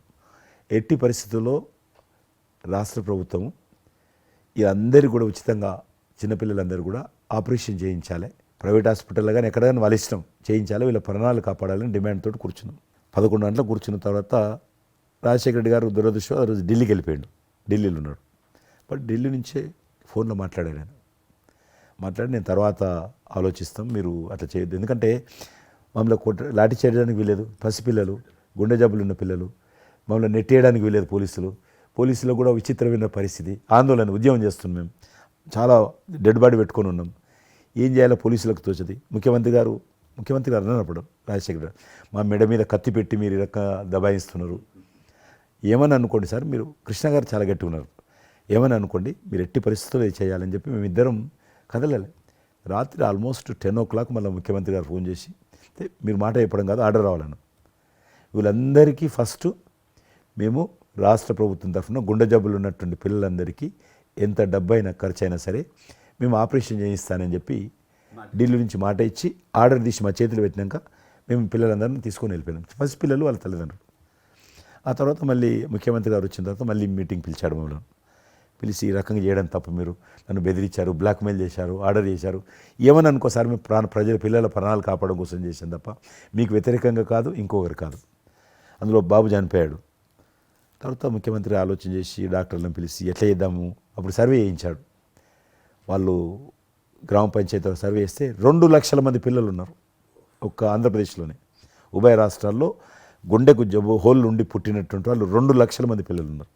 ఇంతమందికి నేను ఎట్లా చేస్తా అది ఇదని మళ్ళీ సర్వే వచ్చిన తర్వాత వెరిఫికేషన్ వచ్చిన లిస్ట్ తీశాడు, అంచనా వచ్చిన తర్వాత అప్పుడు ఆయన ఇన్సూరెన్స్ ఏదైనా చేద్దామా అని, ఆయన డాక్టర్ కదా ఒరిజినల్గా, ఆయన డాక్టర్ వృత్తి చదువుకున్నది MBBS అయినా, ఆయనకి ఈ విషయం బాగా తెలుసు కాబట్టి ఏం చేద్దామని ఆలోచన చేసి అప్పుడు ఇన్సూరెన్స్ పథకం ఆ పిల్లల కారణంగా గుండె జబ్బులు ఉన్నటువంటి ఆ 2 లక్షల మందికి పిల్లలు ఇన్సూరెన్స్ చేయాలన్న వచ్చినటువంటి ఆలోచనే ఈ ఆరోగ్యశ్రీ పథకం. అలా మీరు ఇనిషియేట్ చేసినటువంటి ఈ ఆరోగ్యశ్రీ కానివ్వండి, ఇది నిజంగా ఇలాంటి సామాజిక స్పృహ అనేది రాజకీయంగా ఆలోచిస్తే వచ్చేది కాదండి. ఇది మానవతా విలువలతోటి, మానవత్వంతో ఆలోచించారు కాబట్టి ఈ రోజున అది సఫలీకృతం కాగలిగింది. భారతదేశంలోనే అది ఒక అందరూ ఆచరించేటువంటి గొప్ప పథకం అయింది. అది ఎంతమంది లబ్ధి పొందుతారో వాళ్ళందరూ బ్లెస్సింగ్స్ మీకు ఉండాలి. అసెంబ్లీలో ఉండగా నాకు ఒక రిప్రజెంటేషన్ ఇచ్చారు. ఈ హోమ్ గార్డ్స్ గురించి మీరు తీసుకున్న నమ్మది ఆహ్వానించిన మీరు పడ్డ తపన కానీ అంతా ఇంత కాదు. అండ్ అది మీరు ఈ రోజున వాళ్ళకి ఏదైనా లబ్ధి చేకూరిందంటే దానికి కూడా నాంది పలికిన వాళ్ళు కిషన్ రెడ్డి గారు. 3,000 జీతం ఉండేది సార్ వాళ్ళకు కుటుంబము. వాళ్ళు 12 గంటలు, 13 గంటలు, 14 గంటలు ఇప్పుడు ట్రాఫిక్ చేస్తుంటారు కదా, వాళ్ళు 12 గంటలు దుమ్ము ధూళి ఎండలో వాళ్ళు ఇట్లా ఇట్లా ఏలు పెడితే మొత్తం మన చేయి నల్లగా అవుతుంది. అంత మట్టి కాలుష్యంతో ఉంటారు వాళ్ళు. రోజు వాళ్ళు ఇచ్చే బట్టలు తెల్ల షర్ట్ వేసుకోవాలి, వాళ్ళు కాకి ప్యాంట్ వేసుకోవాలి. ఉదయం వేసుకునే షర్టు 2 గంటలలో కలర్ మారిపోతుంది. మనం ఇచ్చేటువంటి 3,000 రూపాయలు అలా డ్రెస్ ఉతకడానికే సరిపోతుండే. అందుకే కిషన్ రెడ్డి గారు మీరంటే ఎందుకు గౌరవం అంటే, మీరు రాజకీయ లబ్ధి గురించి ఎప్పుడు చూసేవాళ్ళు కాదు, మీ కాన్స్టిట్యున్సీకే పరిమితమైన మీరు ఎప్పుడు కాదు, విస్తృతంగా అందరికీ లబ్ధి చేకూరే విధంగా తీసుకున్నారు. కాబట్టి అలాంటి మీకు ఆ బలం, మీ వాయిస్కి ఆ స్ట్రెంగ్త్ అలాగా. ఎందుకంటే మీ ఆశయంలో ప్యూరిటీ ఉంది, మీ ఆశయంలో చిత్తశుద్ధి ఉంది మీ ఆచరణలో. కాబట్టి మీలాంటి నాయకుల వల్లనే అవుతుంది ఏదైనా సరే. జనవరి 22 నాడు నేను టీవీలో చూశాను. మీరు అయోధ్యలో రామమందిర నిర్మాణంలో మీ దగ్గర కెమెరాలు పెట్టడము, మీరు కామెంట్ చెప్పడము, మిమ్మల్ని పిలవడము, మీరు పోవడము, మీరు ఆ రోజు టీవీలో దేశమంతా అన్ని టీవీలు మాట్లాడాయి. మీకు మీరు ఏ రకంగా ఫీల్ అనిపించింది మీకు? అది హనుమాన్ని ప్రార్థించే ఆయన మా కులదైవంగా చూసిన మాకు రామచంద్రుడు ఆ నామమే మాకు ఒక రకమైన గొప్ప స్ఫూర్తి మాకు. అలాంటి రాముడు మమ్మల్ని ఆహ్వానించినట్టుగా అనిపించిందండి. అది అక్కడ 500 సంవత్సరాలుగా ఎన్నో అక్కడ ఉన్నటువంటి ప్రాబ్లం అనేది అది సునాయాసంగా చేయటం అన్నది అది ఆయన వల్లనే అయ్యింది, నరేంద్ర మోడీ గారు తలుచుకోబట్టి అయ్యింది అనేది. అలాంటి దానికి మేము ఆహ్వానించబడటం అనేది అది మేము చేసుకున్న అదృష్టం, మా పుణ్యం. చాలామంది అందరము భయపడ్డాం ఏమైతే పోతుందో దేశంలో, గొడవలు అయితే మత కళాలు జరుగుతుందేమో. కానీ అదృశ్యం ఏంటంటే ముస్లింలు కూడా చాలామంది సానుకూలంగా. ఇక్కడ నేను ఒక విషయం చెప్పాలి. నేను రామ మందిరం నుంచి నా హోటల్ ఉంది అక్కడ, ఆ హోటల్కి వెళ్ళడానికి నేను కారు హైర్ చేసుకున్నాను మా ఫ్యామిలీ. అది ముస్లిం డ్రైవర్. సో ఈ రోజున ఇంత కాంట్రవర్షియల్ ఈ ప్లేస్లో ఈ రోజున టెంపుల్ కట్టడంపై మీరందరూ ఎక్కడో కొంత అసంతృప్తితో ఉండుంటారు కదంటే. కాదండి, ఈ రోజు నుంచి మా టెన్షన్ రిలీవ్ అయిపోయింది, మేము చాలా రక్షణతో ఉన్నాం అన్న ఫీలింగ్ ఉంది. ఎంత హిందూ కాన్వర్జేషన్ అండి. ఇక్కడ 144 సెక్షన్ ప్రివేల్ అవుతూ ఏ రోజున ఏం గొడవలు జరుగుతాయి, ఎక్కడి నుంచి ఏ ఘర్షణలు జరుగుతాయి, స్కూల్కి వెళ్ళి మా బిడ్డలు వస్తారా వెళ్తారా అనే టెన్షన్లో ఉండేవాళ్ళం మేమంతా. అండ్ అలాంటి ఘర్షణలో వాళ్ళు ముస్లిమ్సా లేకపోతే హిందూస్ అని ఏం చూడరు కదండి. అలాంటి పరిస్థితులు ఇప్పుడు నెలకొన్న సమయంలో ఎలాంటి గొడవలు లేకుండా ముందు ఒక నిర్ణయం తీసేసుకున్నారు. ఎస్, రామ మందిరం కట్టేసారు, అయిపోయింది. ఇక్కడి నుంచి లిఫ్ట్ చేసేసారు 144 సెక్షన్, ఇంకేం లేదు, అన్నీ సజావుగా సాగిపోతాయంటే మాకు సెక్యూరిటీ ఫీలింగ్ వచ్చింది, మా బిడ్డలకు రక్షణగా ఉంది, మాకు ఇంకేమీ కాదన్న భరోసా వచ్చింది మాకు. వీఆర్ సో హ్యాపీ అని ఒక ముస్లిం సోదరుడు అన్నారు. ఇప్పుడు అదే మీరు ప్రస్తావిస్తున్నారు. ఇప్పుడు చాలామంది ముస్లిమ్స్ వెళ్తున్నారు చూడడానికి, దర్శనం చేసుకోవడానికి. ఒక అమ్మాయి అయితే బాంబే నుంచి నడుచుకుంటూ వచ్చింది, 22nd చేరుకుంది అక్కడ అమ్మాయి. ఓకే, నేను ఉన్నాను వెనకనే ధైర్యాన్ని ఇచ్చేటువంటి మన ప్రధాని గారు, ఈ భారత ప్రభుత్వం ఇవన్నీ కలిపి దోహదపడ్డాయి. అందుకని ఆయన ఒక మాట అన్నారు అయోధ్య టైంలో, మొన్నటిదాకా టెంట్లో రాముడిని చూసాం, ఇంకా రాముడికి ఆ పరిస్థితి లేదు, ఆయన ఒక పర్మనెంట్ స్ట్రక్చర్లో ఉంటాడు అని అన్నప్పుడు అందరూ మంచి రెస్పాన్స్ ఇచ్చారు, బాగా రెస్పాండ్ అయ్యారు. అట్లాగా